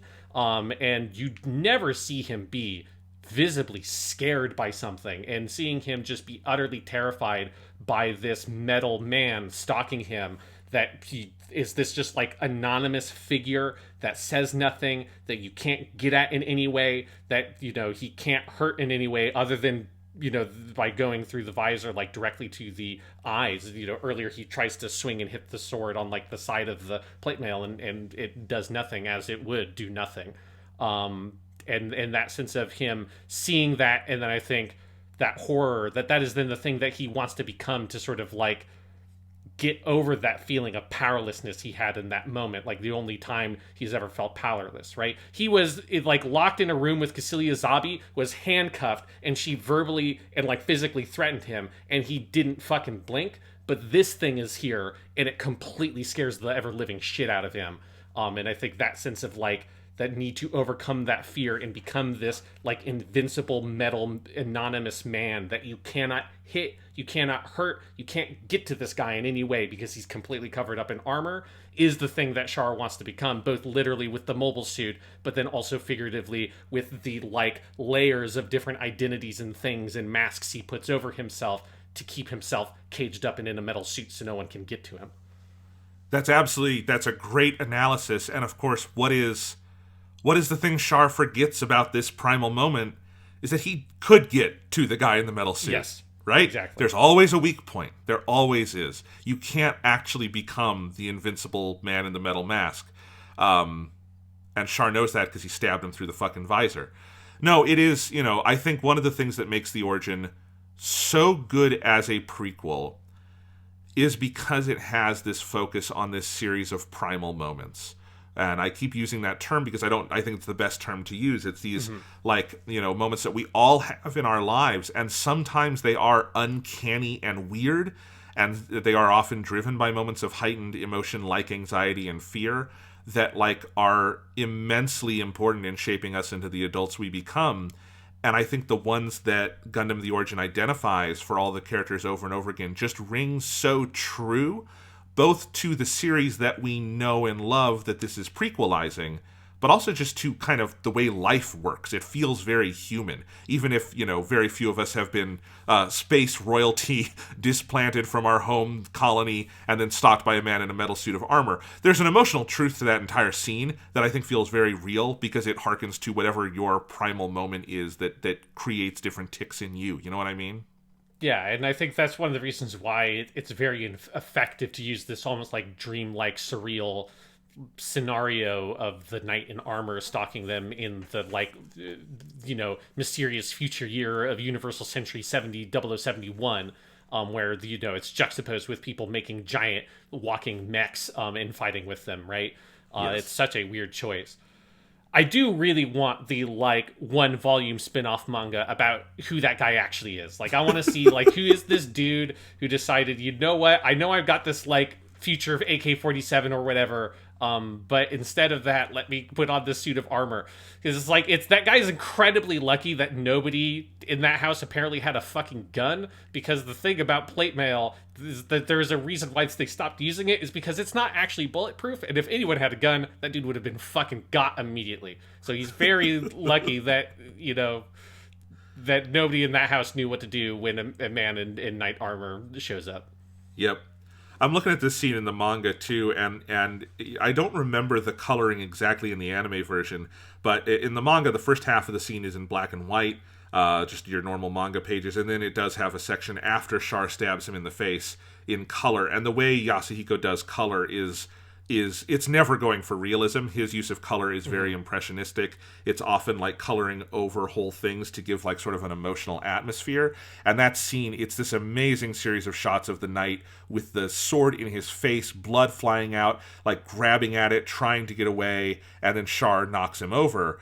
And it's done very abstractly, and it all is sort of around the color red and ends in this big sort of red sunrise over Tiabolo's mansion as dawn breaks. And it's one of several moments that The Origin does where the color red becomes a very big thing in different primal significant moments for Char Aznable, which makes sense because that's the color he is most associated with. Yes, he is the Red Comet after all. Yes. So anyway, we should probably mention that he does, the knight is unsuccessful in killing the kids, but he does kill poor Jimbo Ral. So pour one out for the best named Gundam person maybe ever, Jimbo Ral, father of Ramba, who was clearly off his fucking rocker in this episode. Yes, yeah. I do like that whole sort of explanation about the whole series of events that Jimbo wants, this to stage some sort of rebellion, and he's hired Anaheim, which is your classic giant, mobile suit mega corporation from the Universal Century stuff. And of course the Zabi family is watching them and is not super happy. So Cassilia specifically, you find out that she kind of unilaterally ordered this hit on that mansion. And Giran's disappointed that she didn't get the kids also. But poor Jimbo Rao, he's just an old guy who he just wants to dream, right? Can he just be allowed to dream one last time to overthrow an entire nation and like put in these children as the people in power? Like just a quaint, normal dream that an old man wants to have, Don Diablo. Why you gotta shit on that? It's very true. You also do get the scene where Casval is getting lessons from Jimbo Ral. And I love that scene because I have to imagine every single word Jimba is saying is something Char has heard a million times throughout his life. Yeah, especially as the son of Zeonzum Daikun, the guy who created the philosophy that Jimbo Ral is like very stutteringly trying to express. Yes, but it's a nice little moment because it does. I was going back and I watched Char and Sayla's big moment from the episode Char and Sayla of the anime, and then the redone version of that moment in movie 3. And one of the things that is mentioned in both versions of that scene is Jimba teaching them about their father's philosophy. And so it is nice to have the scene here where Jimba does just that, very crazily. Yes.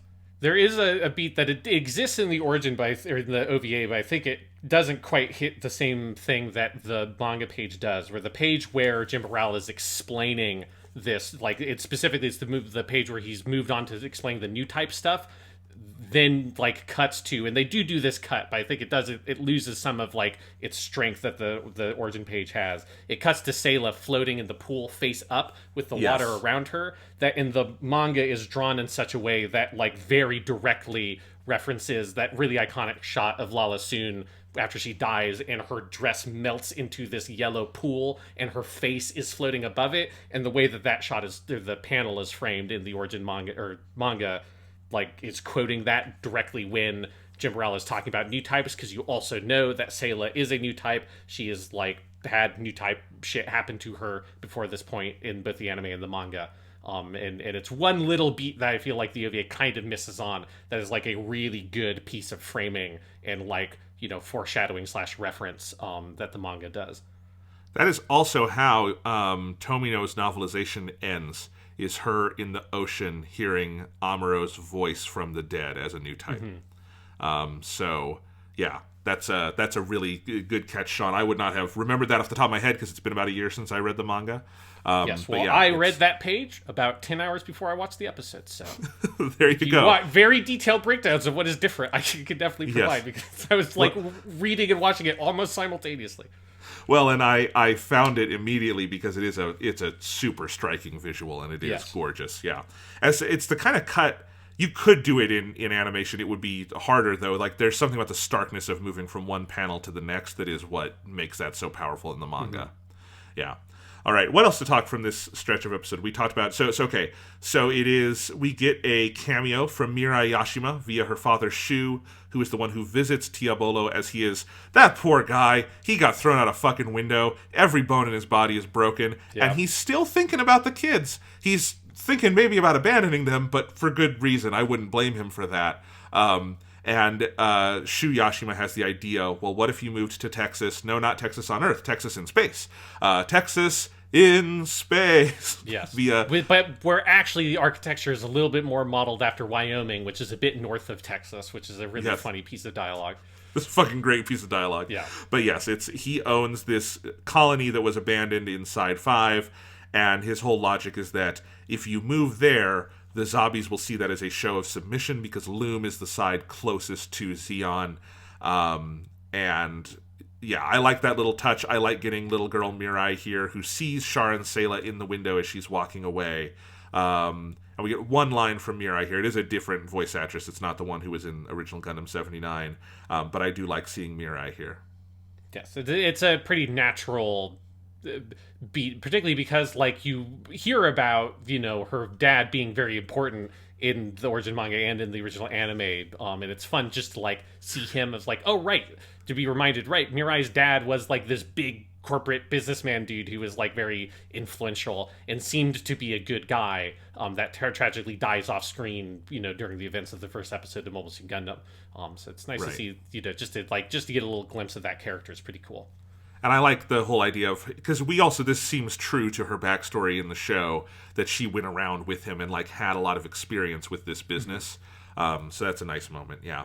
It's just a nice little moment of kindness. You don't get a whole lot of that among powerful people in Gundam, so I like Shu and Diabolo, two powerful people who are also good, talking about how they can like live good lives. It's a nice little thing to have. Yeah, and help their kids. You know, they're just looking out for the children, and it's nice.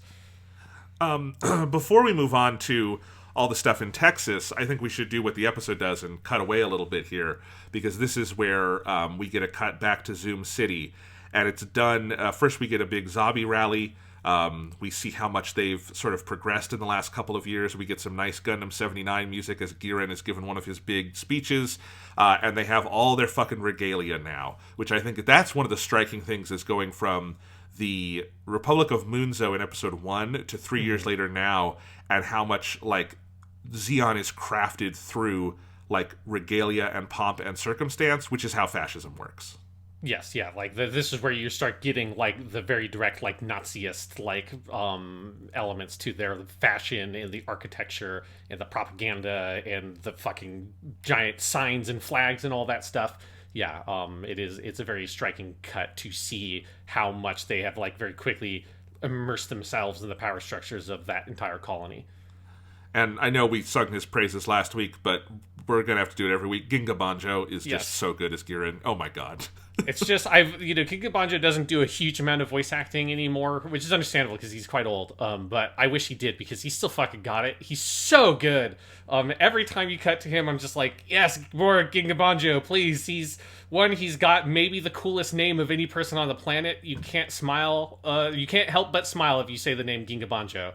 But then also he's got just such a like wonderful deep voice, and I feel like his voice for Gihren has only like gotten better with age, because some of his stuff in this episode is just like his meeting with Dozel, where Gihren just walks in, is like, this is like Mobile Suits, the Mobile Worker Project that's done, and then that's Minovsky episode 3, I think. But well, whenever that happens, his just like the way he takes command of every single room he's in and is very so decisive and direct. There's something just, you can feel the sense of charisma that he fills the character with, that even though he's a villain, like you understand how his like dictatorial like attitude is effective, and it makes you like think back to the big speech at the end of like after Garma's dead in original Gundam and stuff like that, and that kind of a very effective dictator but still charismatic and very scary performance, and that kind of the daily life of that character is cool to see in the origin stuff. Yeah, fantastic. It's so good. You also get check-in with Ramba Ral via our insert song for this episode is By Your Side, which is this sort of jazzy song. It starts over this long pan shot through Zoom City, which I love, very much like playing off of, Yasuhiko in the manga has these extremely elaborate, like, establishing shot splash pages of just establishing settings, and this is kind of our animated version of one of those. And then we go into the club, where you have Crowley Hamon singing this song in the club, and a depressed, very shiftless Ramba Ral sort of in the back of the bar, who winds up beating up a bunch of drunken Fed soldiers who want to sing karaoke. He doesn't want to sing karaoke, he wants to hear Hamon. And my favorite touch in this scene is that when he's starting to beat the guys up, he leans back on the bar, and he says, "Clamp!" And Clamp wraps up his hands like a boxer, which it indicates so many different things, including that this must be fairly regular, that Ramba hangs out in here and just beats the shit out of people. So Clamp is ready to wrap his wrists up like a boxer. It's fucking great. Yeah, this whole scene is amazing. The song is great. So very good. Much. Now that you're playing Persona 5 Royal, you'll understand that it sounds so much like the jazz club song that's in Persona 5 Royal. No more what ifs. Yeah. They're very good jazzy kind of single. And it's interesting, it's also the case of the song that she's quote unquote sings in the manga. All the lyrics are in English, and they have like an actual English language like singer to sing them.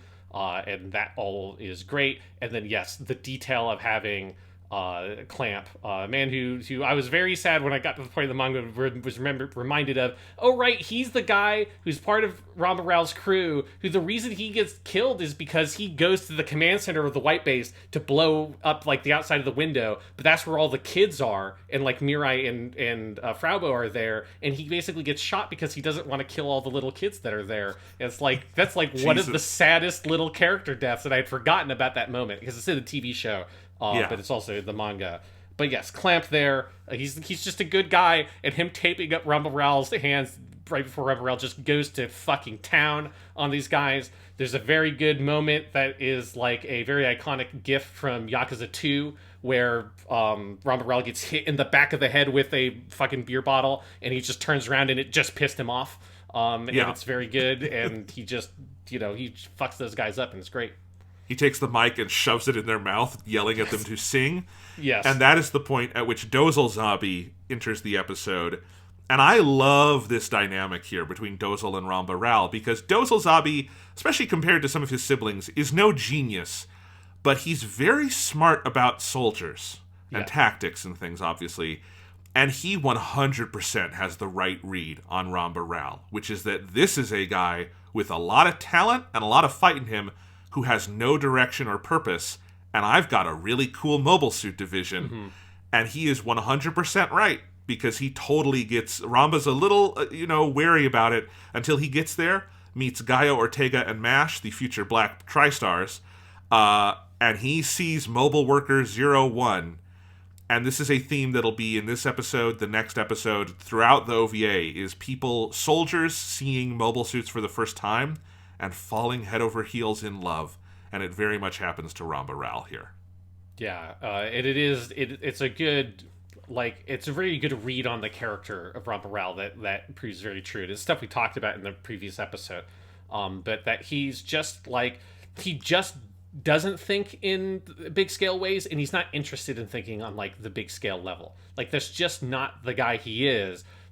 Even though he knows that the zombies are bad, he knows that working for them is bad, he will still submit to it ultimately because he's more interested in doing what he can do in directly in front of him, right? His whole motivations for why he goes after the white base and all that stuff is just because he wants to secure promotions and a more cushy life for all the men working underneath him, right? And that's a scene that's in the original anime as well. And that whole dynamic of the character, that it's he's a good man, he's a good guy, and he's a very effective soldier, but because of the kind of person he is, he's fighting on the wrong side because he's not interested in and can't really think outside the box enough to think about where he could be to actually do good in the world instead of just good for the people around him.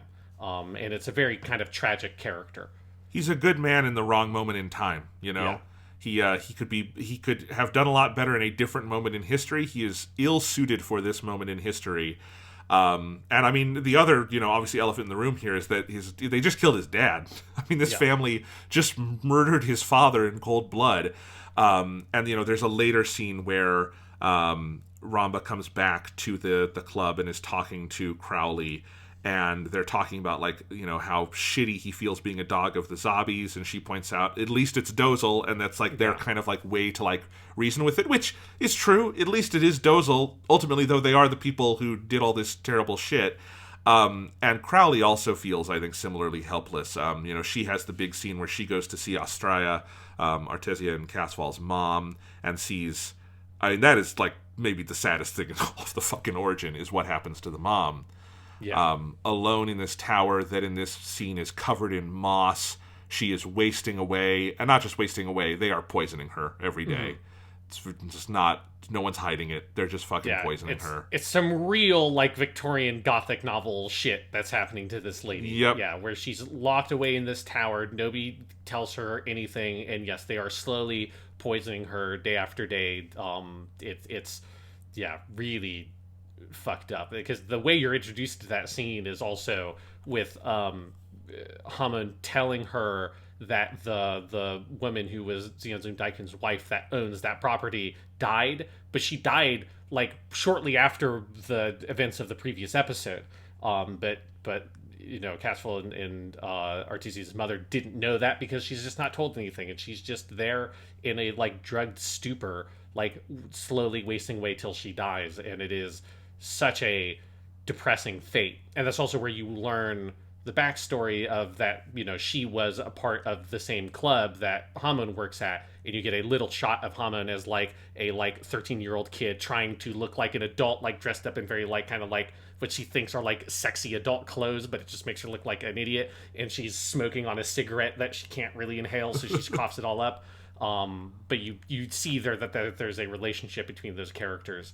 And so the scene where Hamon comes back to the bar and she's with Ramba Rao after all the mobile worker stuff has happened, and Miki Sawashiro has this line delivery on this line that Hamon has where she's describing like everything that's been happening to this woman, and then just says she's going to die, shinde shimaimasu, and she breaks down in tears, and the line delivery on that word is so striking and effective. It just puts like such a strong pin on everything that has been building up with that, and that character, which is really vital because her death is the thing that's going to drive Castle into becoming Char. And so that whole like just really depressing, just powerless, pitiable state of everything here is really important to get so right, and they just do it perfectly in this episode.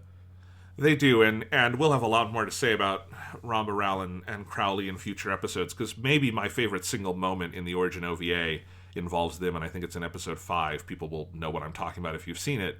But so much of their story is about starting out in one world and watching it fade away and then not knowing what to do in this new world. And I think you get that a little bit here, where in that flashback you also get details about how Astraea met Zeon Daikun, the man, and that this is this man who she felt was hurting, and you see there was a real connection there.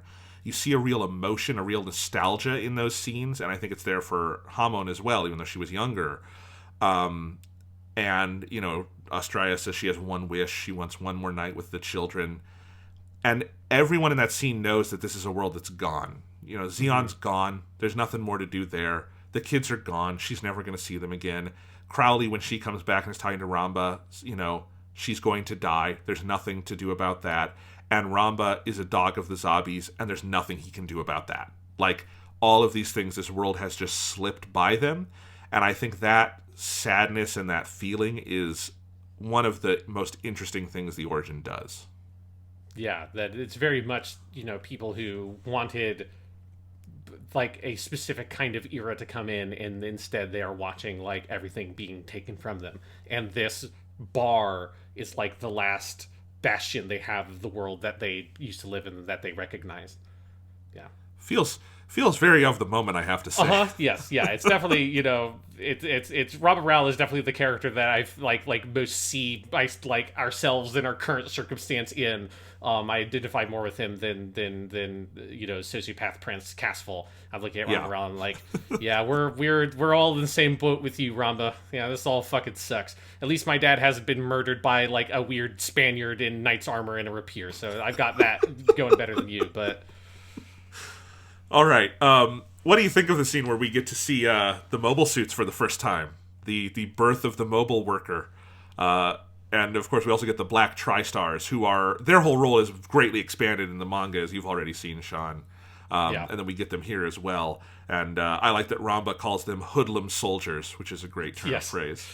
Yeah, they're all really good. Like, yeah, this whole I particularly like the visualization of what the prototypical mobile worker is like this. It looks kind of like the power loader from Aliens. It looks completely unsafe, utterly dangerous. And when Ramba Rao is fighting whichever one of the Black Tri-Stars he fights at that kind of like duel, I think it's Ortega.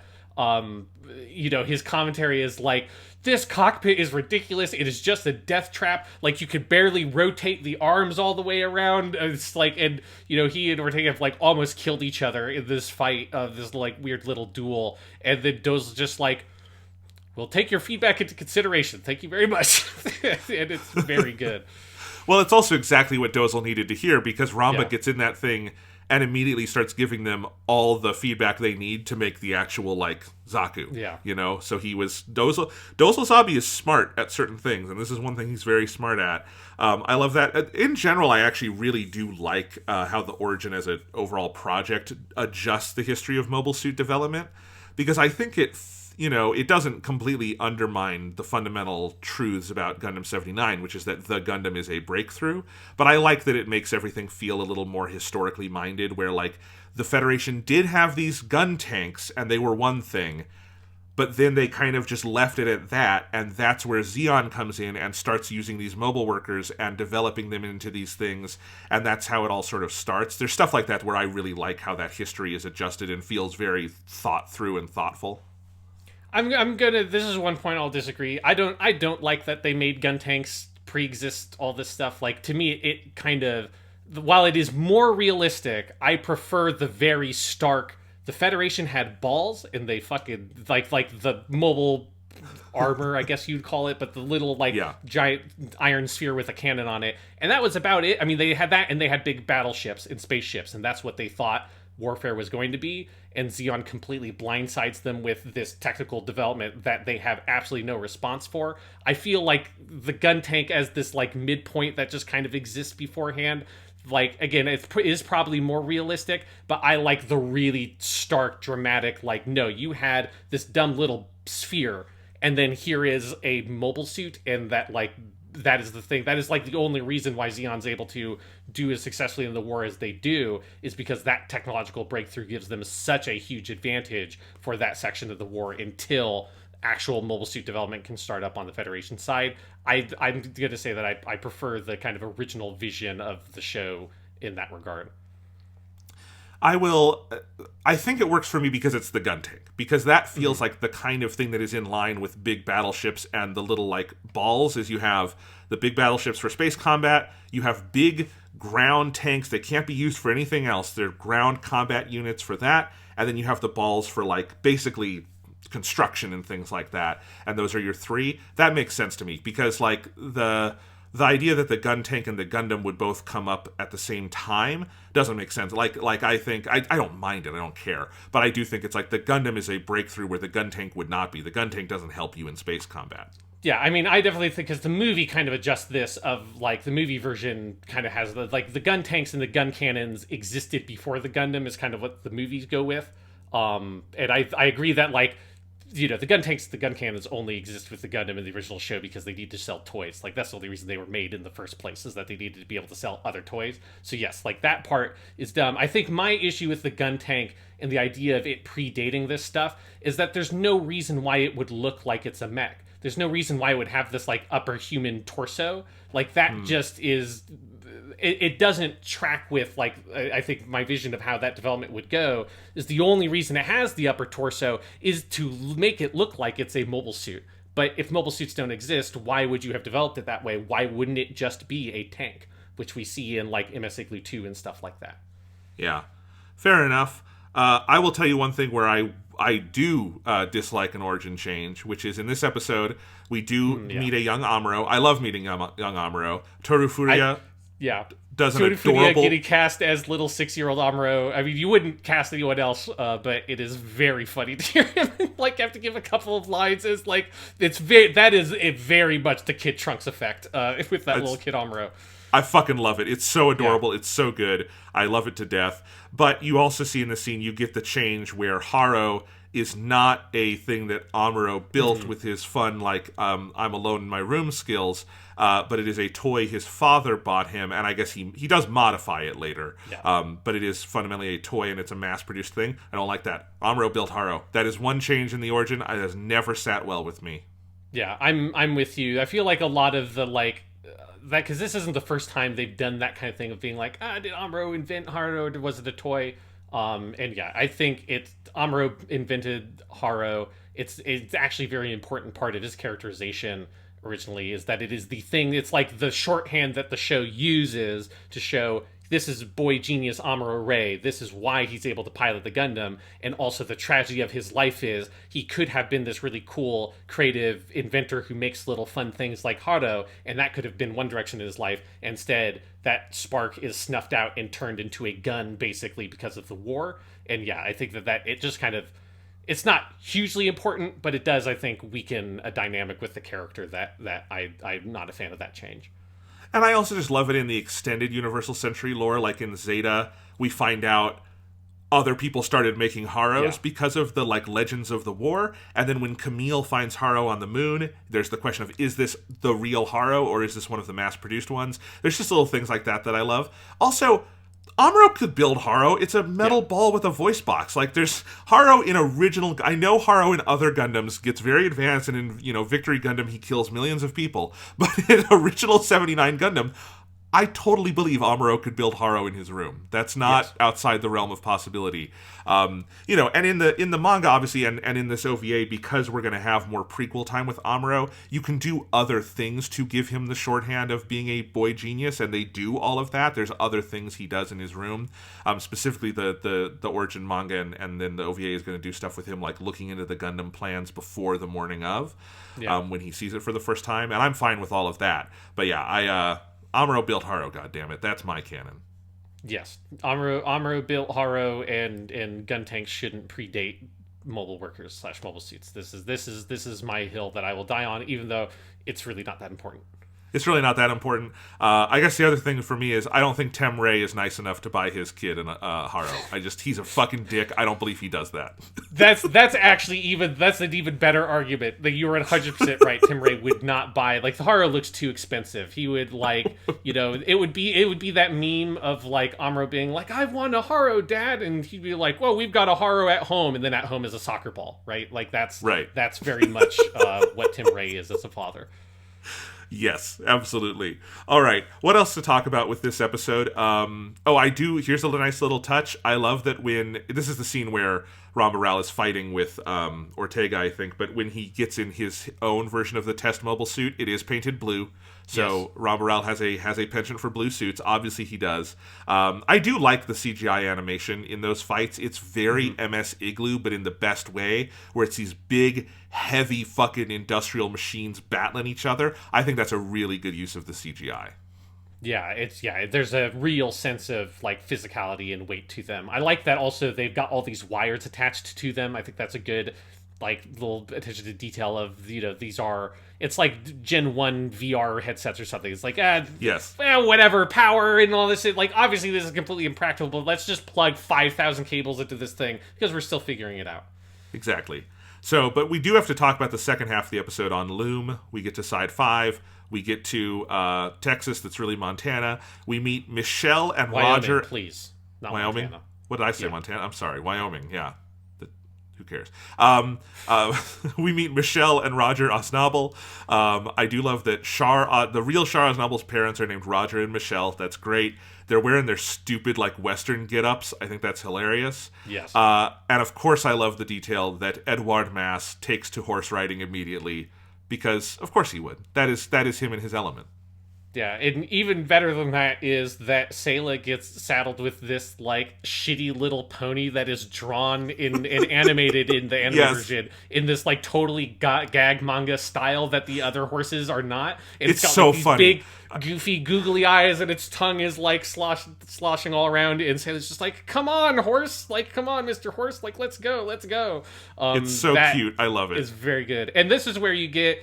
I wish that there was more of the origin with, like, little kid Sayla, because I like in episode 1 we got little kid Sayla wearing a cute little witch costume, and then episode 2 we get little kid Sayla wearing a cute cowgirl outfit. It's like, I wish that there were more, like, and here's, like, the adorable outfit she wears in this episode, because I feel like just because he has a lot of fun drawing her with, like, her cowboy hat and her cowboy boots on. It's very cute. It is very cute. But we also meet the real Shar Osnobel. I mean, the real Shar Osnobel is the guy we all love. But the person whose name is actually Shar Osnobel. The guy who's on his birth certificate says Shar Osnobel. We get to meet him. Yes. Voiced by Toshihiko Seki, who did Duo in Gundam Wing, and of course voiced one of the most iconic Shar clones, Raul Lecruce, in Gundam Seed. How good is that casting, Sean? It's such a great piece of casting. I remember when I first watched this, I, like, cackled out loud when I heard him. Is like, because it's also Toshihiko Seki is putting on a little bit of, like, he's not doing a Shar impression, but he is, like, putting on a little bit of that Shuichi Keita affectation, which is important because they add in a subplot in episode 3 of a character who knew the like actual Char and is like suspicious of new Char, and I think like doing this thing of like their voices have to be similar enough when you actually hear it that like you need to think about the fact that anybody who knew actual Char would know immediately that this guy is not him if their voices sounded totally different. So I think getting someone who Toshiko Seki like sounds a little bit like a younger Shuichi Ikeda. He does a little bit of the affectation, and then there's just like the delightful history of him being a guy who played a Char clone, who is like one of the most Char clones in any Gundam show, which is Rally Cruze and Gundam Seed. It's just a very fun piece of casting.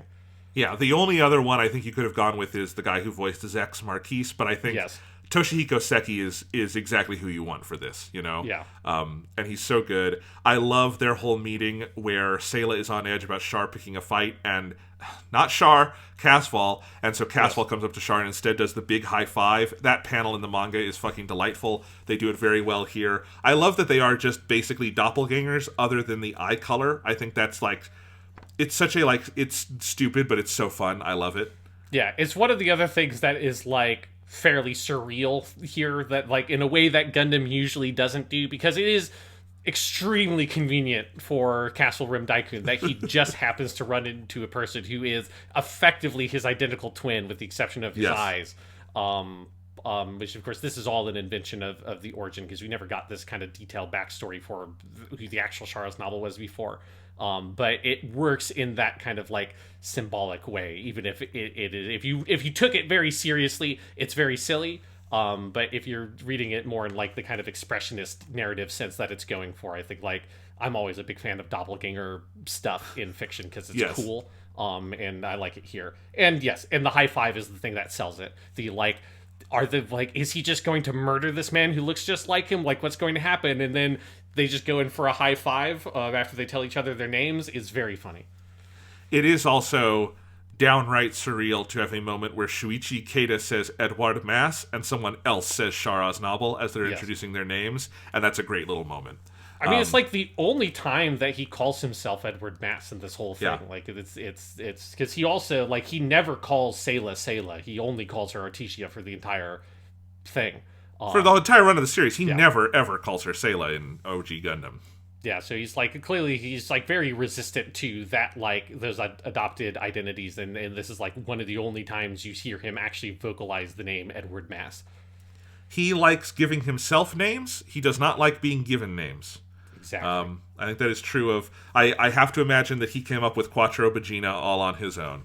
Yeah, I like to think that at home he's got in like the cabin in the Texas colony, he's got a little diary where he's like writing names and like scratching them out. He's like, no, that's lame. And then in there is like Quattro Bagina, and then like it's like circled with like 5 different highlighter colors and like 5 exclamation points afterwards. It's like, one day, that Quattro should have Bagina, been... this is it.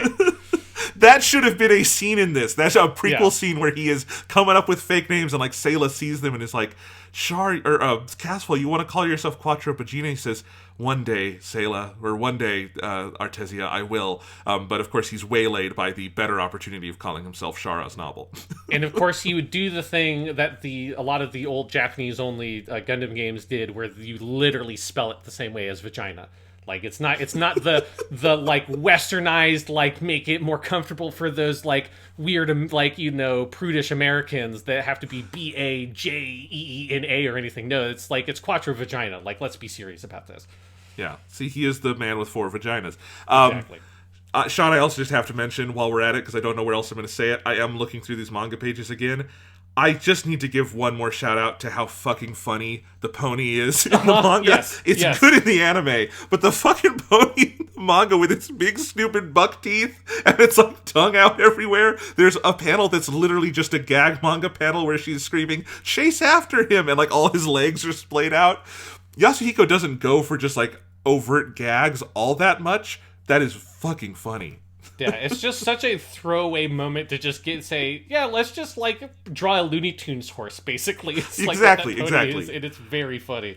Oh, it's so good. All right. Anyway, I think we're mostly wrapping this up. Obviously, we already sort of mentioned the death of the mother. Is there anything else to say about that scene other than, again, Yasuhiko's penchant for facial expressions is Yes. at one of its peaks with all the looks on Char's face, Casfall's face during this stretch, and I think the anime captures that really, really well. Yeah, that's like a really important moment, because as we said earlier with like the night stuff, is that there are those two moments where he has this just expression that you've never seen him have on his face. And with the night, it's like horror and terror. Here, it's this like deep sadness, like inflected with like furious anger. Right, he's got the like note clenched in his fist. And this is one of those scenes where I think it's really important that this is like Sayla's POV, that you don't see exactly like what Casfall went through when he received that news. You see it through like he has like processed it to some extent, and it's come to deliver that news to Sayla. And you see that like the effect of it on him here through her eyes. And it like has completely devastated him. And yeah, it is like a very striking panel in the manga, and they do a very good job in the anime of like letting that facial expression, and then also Shuji Keita's performance there just really sell how momentous this is for this character, because this is the turning point that for like the last third of the episode is from this point on, he is now the man who is like a drawn knife. He is the man who's like, he is on edge. He's going to fucking kill people because he has turned at this point. Yes.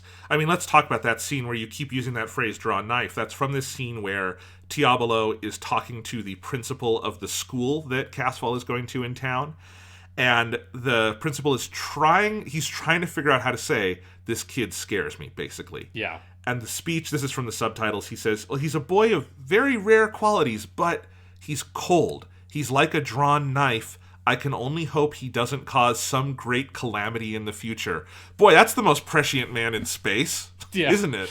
Someone needs to listen to that principle. You know, it's Yeah. like he's got it. One thing I like about that, the phrase that they use in Japanese is nukumi no knife, which like drawn knife is the way to do it. But it's funny to me because there's like a running gag in Yakuza 0 where they use the exact same phrase to describe Majima, but like all these different characters are using that exact phrase word for word to describe him. It's like this running gag. And so when I encountered it here, because obviously the last time I watched Gundam the Origin, I hadn't played Yakuza 0 yet. I found it very amusing. This like, yes, this is the exact thing. It's like, yeah, he's got eyes of a killer and he's so cold. He's a man like a drawn knife, which is such a great expression that is a like existing expression in Japanese. It doesn't like Yoshikazu Yasuhiko didn't invent it, but it is one that like I wish we had that phrase to describe people in English, because it is so evocative. It captures a certain kind of person so perfectly. Yeah, it's so good. There's this reoccurring visual motif that this episode and the next one does it, of people seeing Casfall's eyes and something in it scaring them. And I love that idea. Then you, of course, get the big scene where they're in their silly Texas town, and Casfall is eyeing the guy who's tailing them, and he just picks a fight with him for no real reason, and breaks pours the beer on his head, smashes his hand, I imagine just breaks it into pieces with that fucking mug, and then proceeds to beat the shit out of him. You do see Diablo like see the terror in the eyes that the principal was talking about. He's gonna kill him with this fucking 2x4 with nails in it. And Sayla is the one who is able to stop him, because she is really his only link to humanity and emotions at this point. Yeah, and as we said earlier, this is where you feel that sense of Sayla is the thing that is keeping him grounded to some reasonable degree of humanity, which is why, of course, he then abandons her, because he wants to embrace this other side of himself. And yeah, you see the danger. You see him totally break, and even in a way that is like very uncharacteristic of future, of when he's actually become proper Char as Noble, where he doesn't do this kind of thing. While he does kill people, he doesn't just sort of like beat the shit out of them and murder them in front of everybody else. He slowly plots their death. He probably doesn't even kill them himself. He just gets them killed, right? He never kills Garmazabi. He just orchestrates a scenario by which Garmazabi has no way to escape and has the White Base basically do what Char wants them to do for him.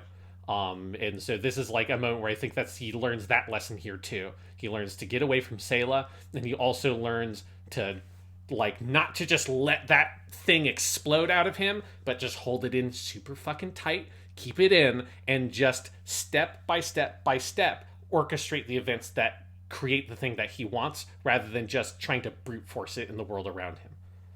More on that in the next episode. Yes. We get a couple of them. Lucifer, the cat. Yeah. I think maybe the actual saddest thing in the episode is we have Artesia / Selah is given in episode 1 this cute, cartoon, wonderful little cat, and in the back of your mind you're going, she doesn't have a cat in Gundam 79. It would be very old cat if she did have that cat in Gundam it would be 79. It would be. But Lucifer does pass away in this episode, and I think the moment that is like just breaks your heart into pieces is when she is at the grave. So they have the grave for their mother that cannot have her name on it, and then she puts up a little grave for Lucifer, and she's sitting there and she says, "You must have left because Mom was lonely, and you went to keep her company." And I think what it underlines is that, you know, Selah is also affected by all this loss. She's affected by it just as much as Char is. But I think what it does to her is it brings out this inherent goodness in her over and over again, where she chooses to see good things out of it. Not necessarily see good, but like that is she doesn't look at Lucifer's death and go, I'm abandoned, I'm going to give in to every bad emotion I have. She does lean into some kind of humanistic hope out of it. And that's the kind of person who is going to be on side 7 working as a doctor when all of this breaks out, you know? Yeah, because we know that she becomes a doctor, that she was doing the nurse stuff at the beginning. So it's like she's using this as like fuels this kind of compassionate side of her. And that she has an ability to accept what is happening that Castle seems to lack, right? That It's very sad, but she can also like recognize and accept and come to terms with the reality of death, like particularly with Lucifer, who just died of natural causes. Like it's foreshadowed throughout the episode that in the background, Lucifer like sneezes a couple of times. He makes like a noise that is kind of funny that Selah laughs at, but you know it's like, oh, he's an old cat. That's probably like not actually good that he's making this weird kind of snoring noise. He's not eating his dinner later. And then when she comes back to the room, he's just dead on the ground. And so she's able to sort of accept and come to terms with and work through that stuff as a thing that happens in the world and that you have to learn to live with. Whereas Char seems to just like refuse to accept it and is furious about it and is using it as an excuse to just sort of unleash his inner like turmoil on everything else around him. Yeah. The last scene we've already talked about quite a bit. The one line we didn't mention there is, one line that Yasuhiko in the manga adds from this scene that is in the anime is Artesia asking, sort of to the air, why is everyone leaving me? Mm-hmm. And that is basically the arc of this episode for her, is losing everyone around her that used to define her. There's a reason this one is called Artesia's Sorrow. Yes, it's a fucking bummer. It is a fucking bummer. That would have been the other title. Like either Artesia's Sorrow or this one's a fucking bummer. Indeed. I will say, just as a little preview, the next episode, darker in some ways, quite a bit more fun. Yes, yeah. It's because this is a great episode, but it's not always the most fun episode because it is the way you're like, oh fuck. I don't want to see anything bad happen to this like 12-year-old girl. She's very nice. She's very happy. She's got her cool little cat. She's got her hilarious gag pony.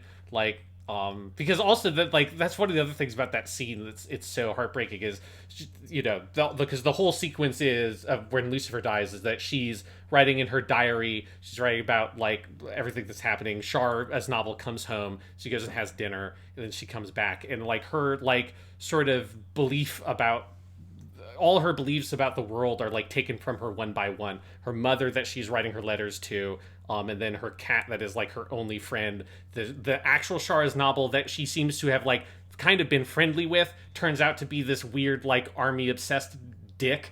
Like his behavior at that like dinner is so just off-putting and upsetting. And then her brother leaves her. He's that kid who like read the Communist Manifesto in high school and decided to make that his whole identity or something. Yeah. In exactly the wrong way, Yeah, he just thinks it would be really cool to be a soldier, like, and that's it. And he's just like grasping onto the Xeon and all that stuff. He's got that line. I really like Toshiko Seki's delivery on it of the father says, "Oh, but we won't go to war," and he's like, "Well, maybe not right now, but in 10 years, or maybe in even 5." And he kind of leans in with like a wink, and the dad's like, "Fuck you, fuck you, kid. Like, is that why you want to be a soldier, to go to war, you idiot?" Yeah, it's a bummer for Sayla. Yeah. Anything else to say, Sean, about this week's episode? There's one notable thing that is cut from the manga, because generally these first 2 episodes are really, really close adaptations of the manga. But there's one scene that I'm bummed that they cut, and it happens. It's immediately after Sayla's mother dies, and they get the news. And you get actually the beginning of it. There's a shot that they take of Sayla riding her horse, where she is able to gallop her horse, which was like the thing she was learning to do, kind of implying that time has passed. She's actually riding a proper horse. And then she's accosted by a group of kids from the school that Cassville goes to. That's where you find out that Cassville has been like basically beating up all the kids who are like not falling in line, which you get a piece of dialogue from the principal to that effect. But they kind of harass Sayla because of what her brother is doing, and Sayla just responds by slapping them in the face, and they ride away. And then Cassville is up on the hill watching her. She calls out to him, Cassville Nissan, and he just quietly turns around and rides away.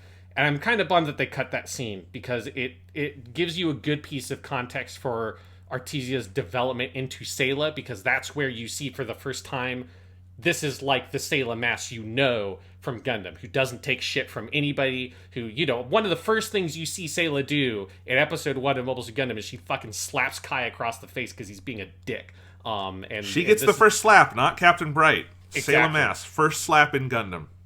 Yeah, and this is like a scene where you see that, and you kind of see that kind of development for her character, as well as it foreshadows Cassville leaving her, like he sees her there. I think that is a thing that gives him this kind of peace of mind to believe that she's going to be okay, and that kind of the coolness with which he just very quietly walks away after watching her be like potentially attacked by these other kids for shit that he did, and he doesn't step in any way, as opposed to his behavior at the beginning of the story when she was sick. Like, that contrast is really great in that scene, and I don't entirely understand why they decided to cut it, other than maybe it was like a budget and time thing. Yeah, I 100% agree. It's a phenomenal scene. I think the moment where she has the slap, I'm looking at the panel right now, her eyes, that's Sayla Mass. That's Sayla from Gundam 79. That's the first time you see it. I 100% would have kept that scene if I were making this, and again, who knows, these episodes all run a pretty similar length for the first 4 at least. But yeah, and one other note, I know the first slap in Gundam is actually Amuro slapping Frau. I don't need to comment on that just in case. Okay, yes. Yeah. So just let's all be careful here. But yes, I would have kept that scene. It's very good. But overall, fantastic second episode. Yes, no, yeah, it's great. And in general, I think like the main adaptational choice of straining this primarily to it being like Artesia in her point of view, because I think one of the things that scene does in the manga is that is where she becomes Sayla, and then the manga then goes on to show the Cassville becoming Char and adopting Char's identity by getting the actual Char killed, which is something that they moved to the next episode. Because, again, this arc in the manga is called Char and Sayla. It's very much about those two characters getting to that point where they have adopted those two different identities. But in general, I think this overall adaptational choice is very strong. And the specifics of this story are phenomenal. Like the scenes with the knight in the castle, the way that that Yoshikazu Yasuhiko just kind of visualizes that transformation that Cassville has around the grief of his mother. It's just very well studied and very well observed around the characters and expressing that in a really exciting way for the story. It's a banger of an episode, which is good. Basically, you can say about any of these, but it's definitely true of this one as well. Yeah. So next week we'll be talking about Part 3, Dawn of Rebellion, which I'll just say now is one of my favorite Gundam things ever. It is a good hour. It is pretty fucking good, and we will talk about that next week. Again, weekly, oh my god, on Weekly Suit Gundam.